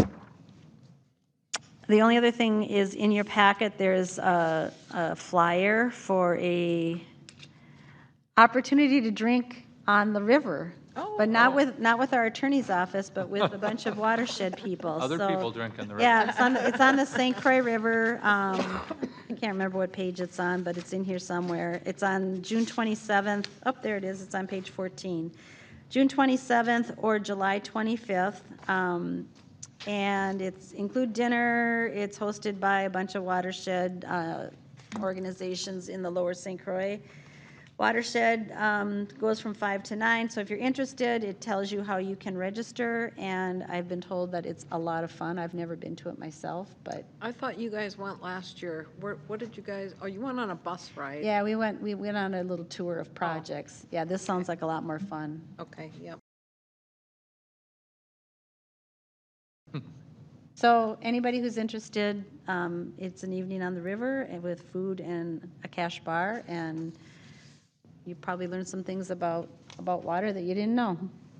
I think that's it for me. Thank you, Janet. Yep. Public Works. Yeah, we have other council members first. Oh, sorry. Oh, yeah. This is Sue, I have no report. I thought I was going to get out of this. Oh, no, you got to give the park board report, You say, sir. oh, there you go.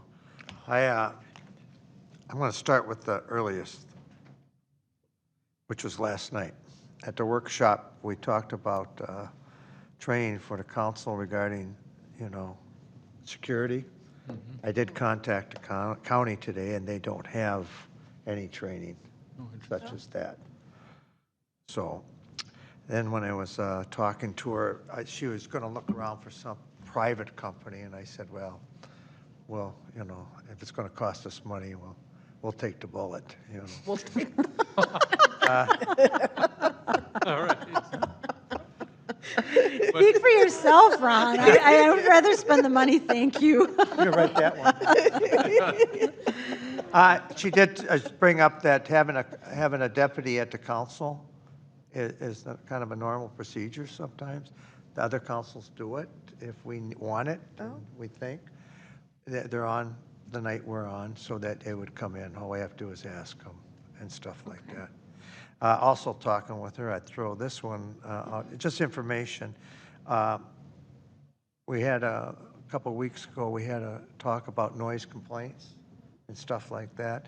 So just for our information, they do have a decimal reader. They do have deputies that use them. We have a contract officer that could use them. So if we ever need a decimal reader for noise, they'll step up to the plate and take whatever readings wherever we want. Also, regarding the Fall Festival, I know this, throw it in there real quick. Lieutenant Slavic, Chris, and Brandon are going to be there that day. And she says that the volunteer park reserve officers, she has no doubt they'll be there, but she said if it's an issue, she'll contact us. So those are the There'll be folks that will 5 direct traffic? Yeah. So just to clarify because I had talked to Janet. So we have to apply for a permit through Anoka County. And one of the requirements from Anoka County is that we have traffic control. So let's just say that it was just the park. We relied on just the park reserve and no one showed up. You couldn't just send a person in the middle of the street to direct traffic because they're not trained. So we're required from the permit from the county to put someone who is trained in traffic control on the county road. So that's why when I said to Janet, I don't want to just rely on reserves because if no one shows up, we wouldn't be able to cross anybody. We wouldn't have a crosswalk. So that's why I just wanted to make sure that we had somebody that would be able to cross people. She was going to contact Sergeant Nelson, I believe is his name, and verify if they have somebody. But that's just what she told me. Yeah. But she also said that there's going to be 3 deputies. I mean, the lieutenant, our 2 deputies, Brandon and Chris will be here. Okay. So I don't know what to say other than that, on that issue. But I think she said she was going to email you. Okay. Or do something on that. So Elizabeth, I'll make sure, I'll leave it to you to work that out with her. Just so when I report back on our Fall Fest group, Is that an accurate statement, or? Yeah, I will work it out. What I was trying to make sure is if there wasn't a reserve person, that there was a fallback, that obviously we'll have to pay someone in order to do that. So I wanted to make sure that if the deputy is going to be assigned Columbus, then we have another deputy, because in the past, yes, they've attended, but when they got a call, they leave. Oh. And so Which you of course can't they leave the would, you yeah. can't leave the crosswalk. So I'll ask her, because again, if they're assigned to Fall Fest, that's great. But if they're assigned to Columbus and they're just going to attend, then they end up leaving. I have the understanding that Chris and Brandon, one will be here if one Okay. has to take calls, but these hours aren't even the hours they typically work. Exactly. So they just altered. Oh, nice. So there's a changeover. So she had no problem with it, but if you need somebody to write down a name or something, that's what she said, anyway. You're doing a fantastic job as this liaison, by the Yes. way. Thank you for, I totally agree. yeah, Yeah, so I'm nice. looking for the bought, yeah. Also, I attended the park board meeting for Janet as an alternate on May 25th, and some of the discussions that night was the light on Kettle River Boulevard, which we talked about, and JW across the way there. Advised the board on what it would cost to move it. It is owned by the city, and the cost, and also the cost for additional ones. And it was just a discussion among the park board members, and no action was taken on it, just discussion on it. We also talked about the master plan, was discussed with Frank, and a few items in the plan were removed on a consensus, but again, no action, and they're going to continue working on that. But the main discussion that night was on the 6x6 rotting posts, the ones that run along the parking lot and the park. And JW gave us a cost on replacing, and I know it's over 200, was it 256? Something like I think that? there was 276 posts in the total park. So this side, the main park parking lot, and then the secondary park parking lot, and up by the tennis courts. Yeah, and when he gave us the cost of putting them in, and the labor, and how many weeks it would take, he also gave us the cost of fencing as an alternative. And when we talked about the fence, there was kind of consensus that it would be just the main parking lot on Notre Dame there, the big park, and an extension onto Kettle River fence to go across. And then there was a cost on that too, but it was a little more, but we're not doing the whole park or whatever. And again, we didn't have the costs on what's putting in there what do they call those things? Concrete parking block stops. Those are those long concrete blocks so that people don't hit the fence. So I think, JW, you were going to get some costs on that for them. And anyway, the whole thing, that was the main discussion that night. No action was taken on it, and I believe they're going to continue discussing it, but something has to be done with those posts. They're falling down over there, so. And that's about the sum of it. What about the hidden park discussion? What did they decide on Well, that? they were going to go meet after that meeting. Oh, At okay. Hidden Park. I don't know what happened. I mean, I could tell you what happened on the street, what I heard. Well, in the park. that's usually pretty accurate. Well, no, I mean, it sounded like, talking to the chairman, that they don't want to invest any money in that park. So what they want to do, I don't know. Again, it's probably under discussion, so. Elizabeth, did we find out if that was, if it had met what the terms of that park were when it was dedicated to the city, and whether or not, what our options are in terms of disposal, if that's what people want to do? That one was dedicated through Parkland Dedication, and I'm going to review with our attorney's office.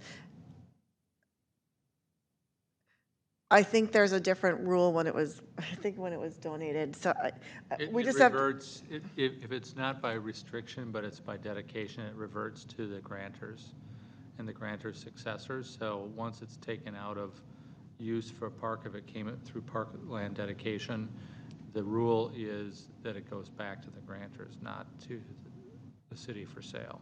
Who's the grantors? Is it anybody who's still alive and whether there's an estate?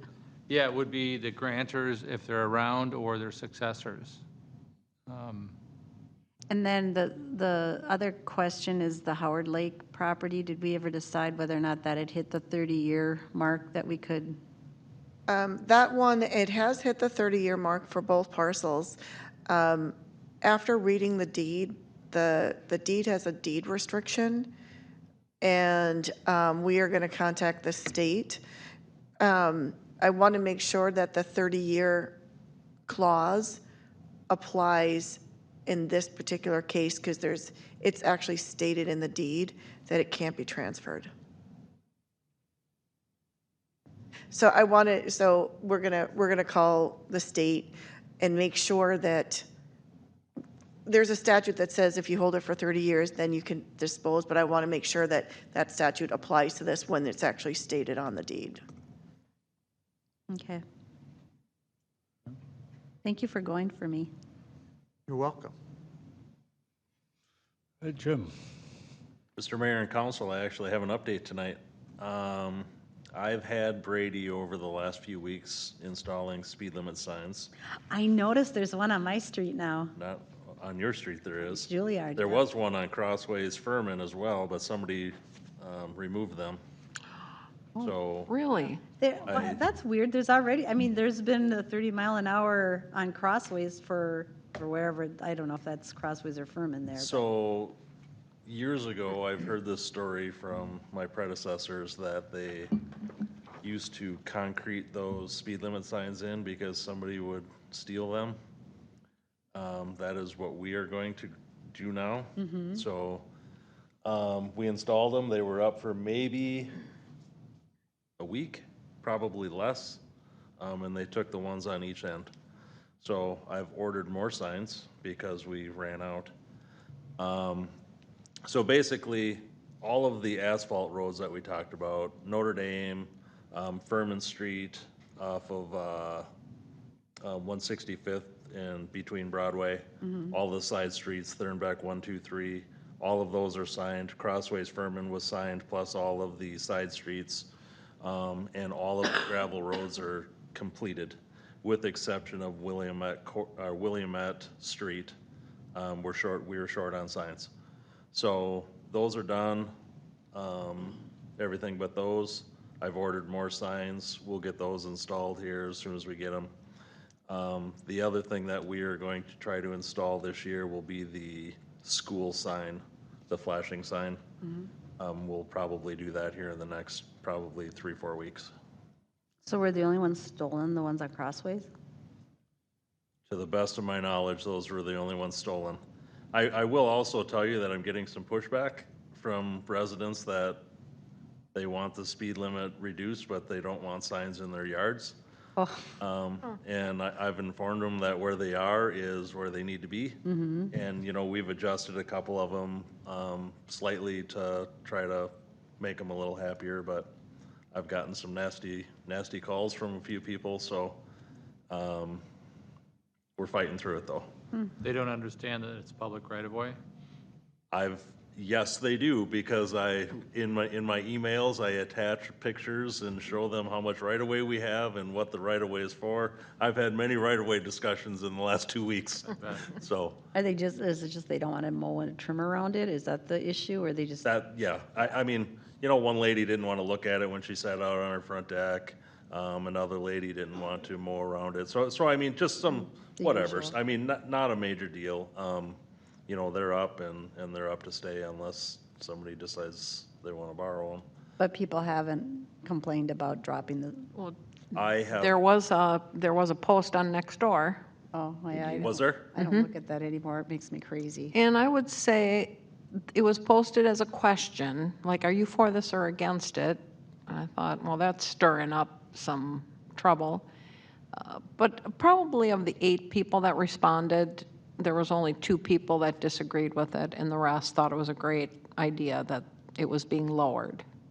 Well, a couple of the people that I talked to that were, I'll say, complaining, they actually thought their roads were 30 miles an hour. And when I informed them that they were actually 55, their tune changes slightly because they just figure it's a short road. Nobody really drives that fast, but that is what the speed limit is by rule, so. I mean, everybody's complying at this point. We've only had a couple of people that harassed us a little bit, but not a big deal. Hey, Jim, did they take the whole pole and the whole works? Yes. I believe they hooked onto them with a vehicle and just pulled them out. Oh, Oh, wow. so how, when you, let's say you cement them in, are you gonna knock off the nuts or something on top where they can't take the sign down? We have tamper-proof bolts that go on there, so you need a couple of bolts and, some wrenches and things like that. But, I mean, with all the cordless tools today, if somebody wants one, they're gonna take one. So, Do you think they're taking them because they want them, or are they making a statement like they don't want the speed limit posted? I don't know. Oh. I mean, there's always kids around that pull the shenanigans or, potentially people that don't want them.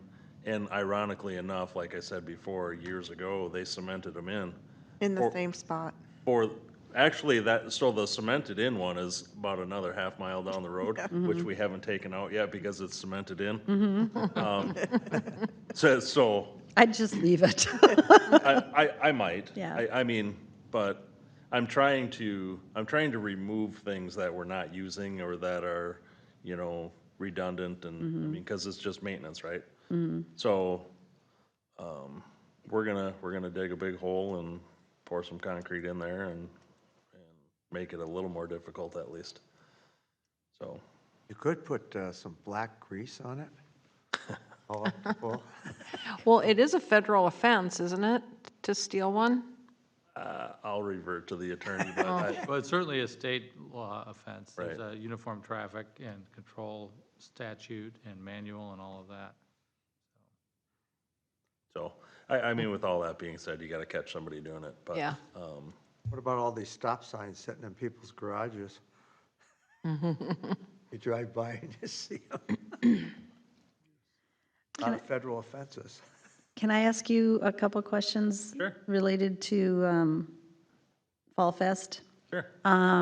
One of the questions came up, we have this bouncy house that requires electricity, 2 bouncy house type things.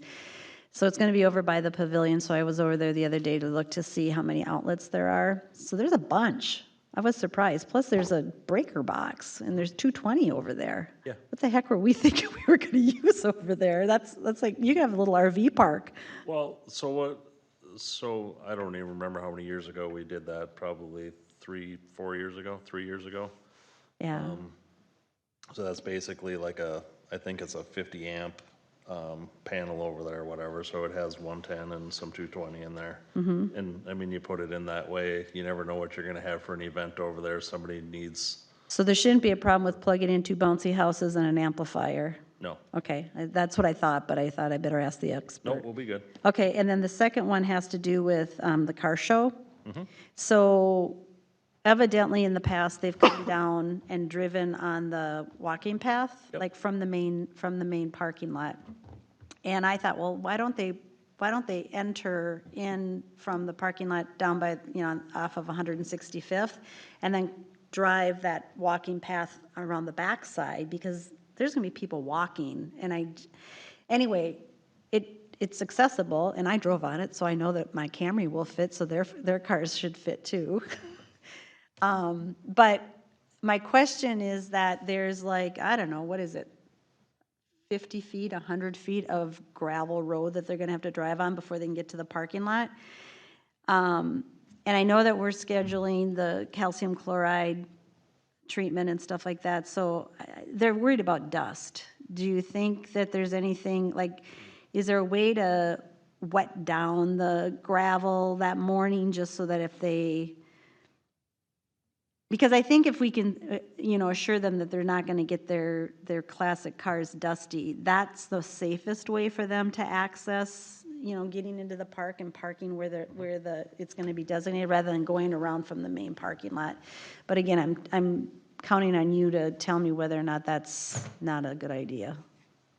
Okay, calcium chloride will go down at the end of this month. Okay, I know there's lots of interest in that. Yes, there is. I'll be honest with you, with the weather that we're having this year, it's really dry. And, calcium chloride performs very well when you have a little bit of moisture. We have had very little moisture this year, so as far as how long will it last? I mean, it will last less time if we don't get any moisture. So the other side of the coin is no moisture is bad for it, but too much moisture is also bad. We do not have a way to water. So if it was, hypothetically, we would have to rent a water truck to water that stretch of road. It's a pretty short, I mean, I'm guessing at the distance, and I'm not very good at that, but it's a pretty short distance. And to me, it's like if they were willing to drive through our main parking lot, which is gravel and dusty, it's not really much longer than that. But I thought, well, if there was a way to spray it or something, just to, just the morning of the event, that might offer them some reassurance. But if we don't have a way to do that, then I won't Yeah, throw that I out mean, there. we have a little tank that we water trees with, but like not really effective to water down, or 150 feet of road. Okay, well, we'll see what the guys say. Thank you. Jim, can you address page 1 and, which was the open forum question, dealing with calcium chloride and the fact that we only do it once a year, because that's all we budget for. Okay, Jennifer Wilesco? Yes. I actually got a question about it too from somebody else. Yeah, so she was emailing Elizabeth, and then Elizabeth gave it to me, and I know that I copied a couple people in at some point. But, so our budget is, I think it's $50,000. I checked last night, it's 50,000. 50? Okay, that's what I thought it was. I couldn't remember if we went to 55 or not, but I think it's 50. It is. So with the price of calcium chloride that goes up every year, we're paying, I think, $1. I'm just gonna round down a little bit. I think it's $1.20, slightly more than that this year, which has gone up considerably in the last couple of years. We eat that budget up just doing our gravel roads one time. Other communities do it more than once, but they obviously spend a lot more money than we do. So to try to get the most bang for the buck, as a general rule of thumb, April, May, and into June are generally your wetter months in the springtime where you get those spring rains. And then, as you start getting into, summer, July, August, September are generally drier months. So as I mentioned a couple of minutes ago, too dry is not good, too wet's not good. So with the amount of rain that you get in those earlier months, you can wash your calcium chloride away pretty fast. And then, then it just, you don't get into the real dry season of the year, and then the roads get dustier. So, I've actually moved it back a little bit.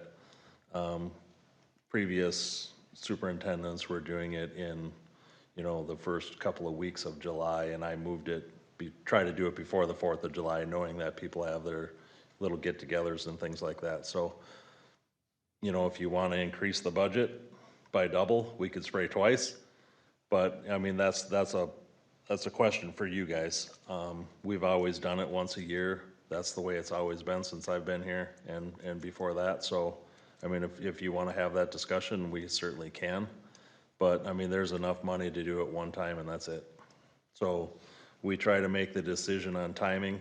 And even if we do it in June, it could be dry for the rest of the year, or we could get a monsoon rain the next day. It's a real, it's a Mother Nature thing as to how long it's going to last.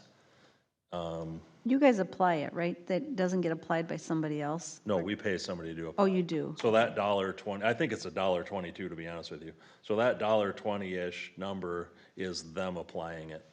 And is that, I mean, because I think that's why it's difficult from a timing standpoint, right? Like you contract for them to do it on a date, and, Yeah. and, Because they spray all over Yeah. the state and other states. and So do you need specialized equipment? That's why we don't do it ourselves? they basically use big spray trucks, and on their spray trucks, they have gauges that monitor via GPS or just road speed that, if I'm going this fast, it sprays a certain amount of chemical per square foot or, per square yard, however you want to do the math. And then they also truck it. So a lot of times it comes from Cannon Falls or, Duluth or something like that. So, hypothetically, if we were to do it and we rented a truck, it would take us weeks to do it. So the thing I was thinking about is that, because it's so weather dependent, even if you did 2 applications, if you were unlucky enough to have bad or not conducive weather, it still is not gonna, it's not gonna hold up. It's weather dependent. So, we've had years that, we rent a water truck, we water the roads, we blade them, we roll them. We try to make sure there's moisture in the road because when you put the chloride on there, if there's moisture in there, it absorbs in. If the road's really dry, have you ever just sprayed water on sand and how it just kind of Beads up. puddles up on there? It does that same thing on the road. So if you try to get a little moisture in there, it'll at least absorb into the road. And if you can get, I don't know, I'll call it a 1/4 of an inch of rain a week, that's just enough moisture to keep it there. If it's humid outside, it pulls the humidity out of the air, and they stay good. And obviously, the better the gravel you have, the better it lasts because you have more clay and fine content in there to hold that chloride. So, those are kind of the nuances, but it's very dependent on weather. So too dry, not good, too wet's not good, and to try to get that perfect condition. Or you can have a petition and blacktop your road. Is there anything else that can be used to keep the dust down? I know like back in the day when people weren't so environmentally conscious, people would go like pour, old oil from their oil on the road. I'm not suggesting that, but I thought, well, maybe there's all these biodiesels that are, that maybe there's some sort of bio oil that could be used. So clearly, you see me coming to you guys asking about different processes to do, and I give you pricing, and, we do some, we don't do some. I'm going to be bringing you a couple of those this year. One of them will be for a test. It's called a double chip seal. So like we chip seal our asphalt roads, you can do that on gravel as well. And they do a double chip seal, so they spray the oil down, they put the rock down, they spray oil down, they put rock down, and then they spray a little oil over the top. And it literally, it's a mat. You can grab the edge of it and lift it up and down, but providing the fact that people, don't try to do burnouts on it, or you don't have tractors wheeling in and out of farm fields and tearing it up, it holds up relatively well.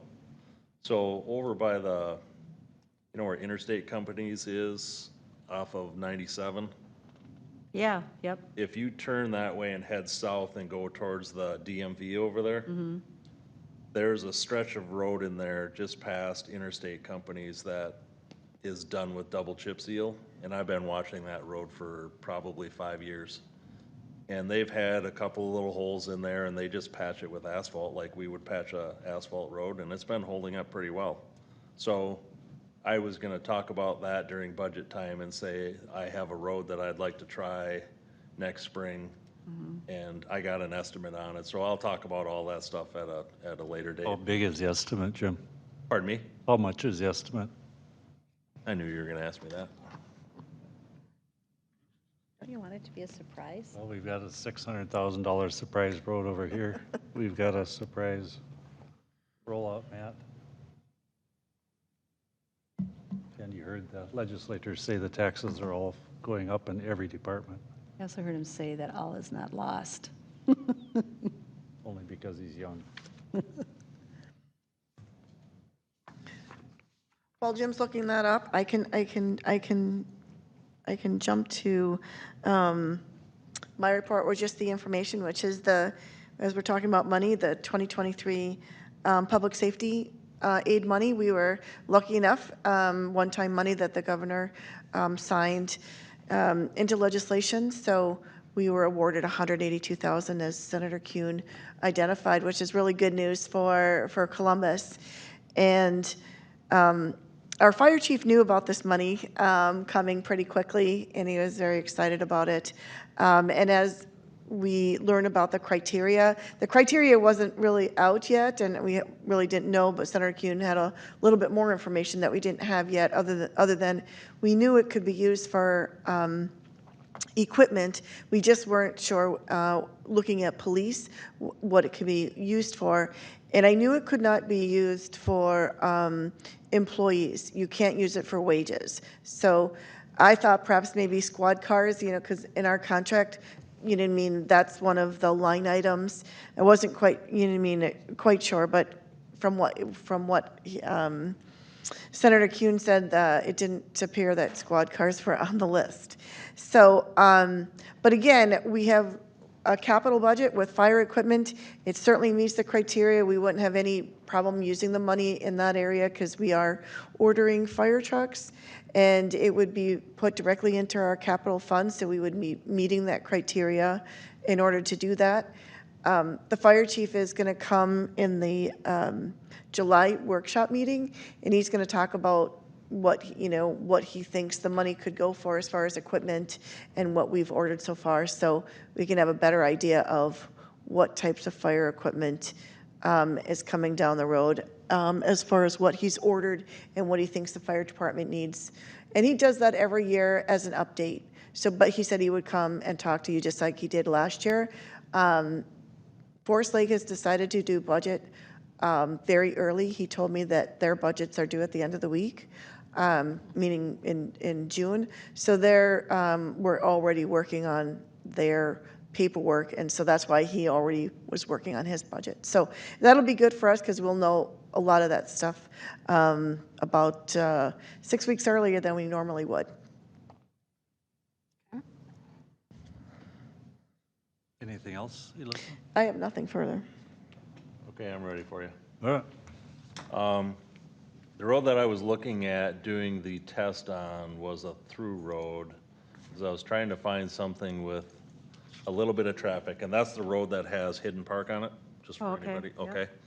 That road is about 2,600 feet long. And their price, Farner's price, which is who I was talking to about it at this point, I'm sure there are other people that are do it, but was $40,000. And then how long do you think it lasts? I've been watching the road in Forest Lake for about 5 years. And what's the purpose of it? Just to keep the dust on? There's no dust. So, I mean, it's not asphalt by any means, but it's not gravel. So I don't grade it. I don't calcium chloride it. How do you snowplow it without kicking up I was the just mat? going to say that. How does it not peel up with the snowplow? Carefully. So I mean, the road is frozen, the double chip seal freezes, so I mean, it all gets relatively hard. You just have to be more cautious because of what it is, so. But I'm saying, I'm looking at things like that because, we still have 25 miles of gravel roads, and, we spend $375,000 every handful of years to buy a road grader. We spend $50,000 a year to calcium chloride, and we blade roads, and, we blade roads today, and, then I field, which is why I was late today, by the way, fielding calls because the roads are dusty, and, we're grading them, and, they want you to grade them, they don't want you to grade them, and it's a fight sometimes. So you do something like this, and my thought was, it's a $40,000 test, it works out fantastic, it doesn't work out. You know what I mean? You end up just milling it back in and saying that we're trying to come up with processes that make roads better, but some work, some don't. I will say, Jim, though, over the years, we've tried recycled asphalt, beet juice. I mean, there's been some other things that we've tried. It just wasn't successful. Right. There are products out there. So, you know, you look at calcium chloride or magnesium chloride, that's like the cheaper group of things to do. There are some other two-part chemicals. I talked to a guy in Canada a couple of years ago. He gave me a guy's number in Colorado. So, I mean, you can spend hours and hours and weeks of time researching things, but they have this other stuff that they use. I don't remember what it's called off the top of my head now, but I mean, to do this 2,600-foot road would be, you know, $100,000.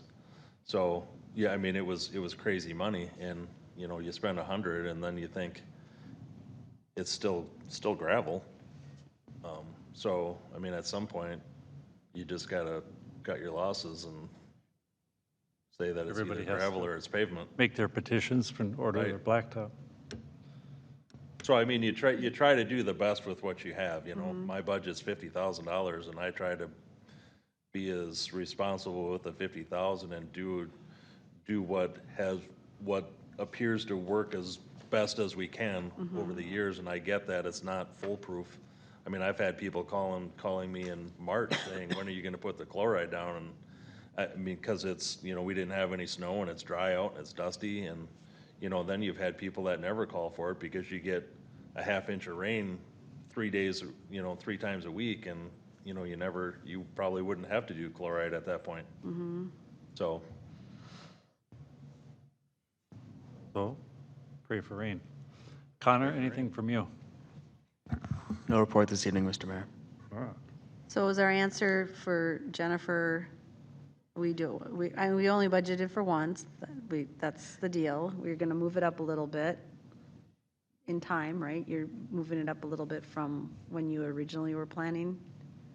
I know you told her that there was gravel that you were putting down and stuff, so. well, so there's timing issues, right? So I gravel before I do the calcium chloride, so, you know, you have to fit into people's schedules, because everybody's putting down calcium chloride and everybody wants to do gravel too, so now you have that timing thing, so I try to meet that timing. I don't want to put down gravel in May and have a bunch of rain, and then it gets really mucky too, you know what I mean? Right. So you have to fight through all of the early weather issues, and then, as a general rule of thumb, the earliest I've ever been able to get on the list is the 1st of June to gravel. So by the time you spend a week doing that, and then you shape up all the roads and you try to get all the mowing done, and then you do calcium chloride at the end of the month, and that sucks up a whole month. So if you had residents that were really upset about the dust and didn't want to pave the road, do we have I mean, could you ever assess just a road if they all agreed that they would pay for an extra application? Or is that not a possibility because you could never arrange it with whoever sprays it and? Well, so we get it for $1.20 because we buy $50,000 worth. If you just came out and sprayed 2,600 feet, it might be $5. It's something you could offer if So- there was a mechanism for doing it. I just didn't know if you could assess for something like that. So what? You're not improving property values presumably like you would for a road, but. Right, you have to demonstrate special benefit, and that would be the question. You know, what's the dollar value of that benefit? So, and you'd probably want 100% because you don't want people appealing. You'd have to have 100%, yeah. And the money up front.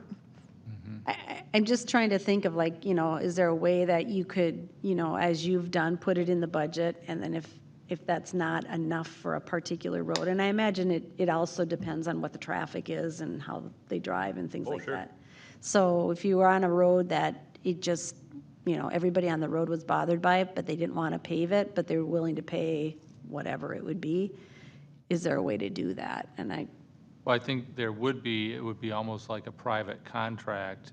We would give the contractor, who would be hired by the residents, permission to use our road. So, yeah, get your neighbors together, have a nice party, chip in, and we can tell them what it would cost. And we could give them permission to use our road for the purpose of spraying it. And that would be fairly direct. I mean, there might be people that would be willing to do that, and that would be a good solution.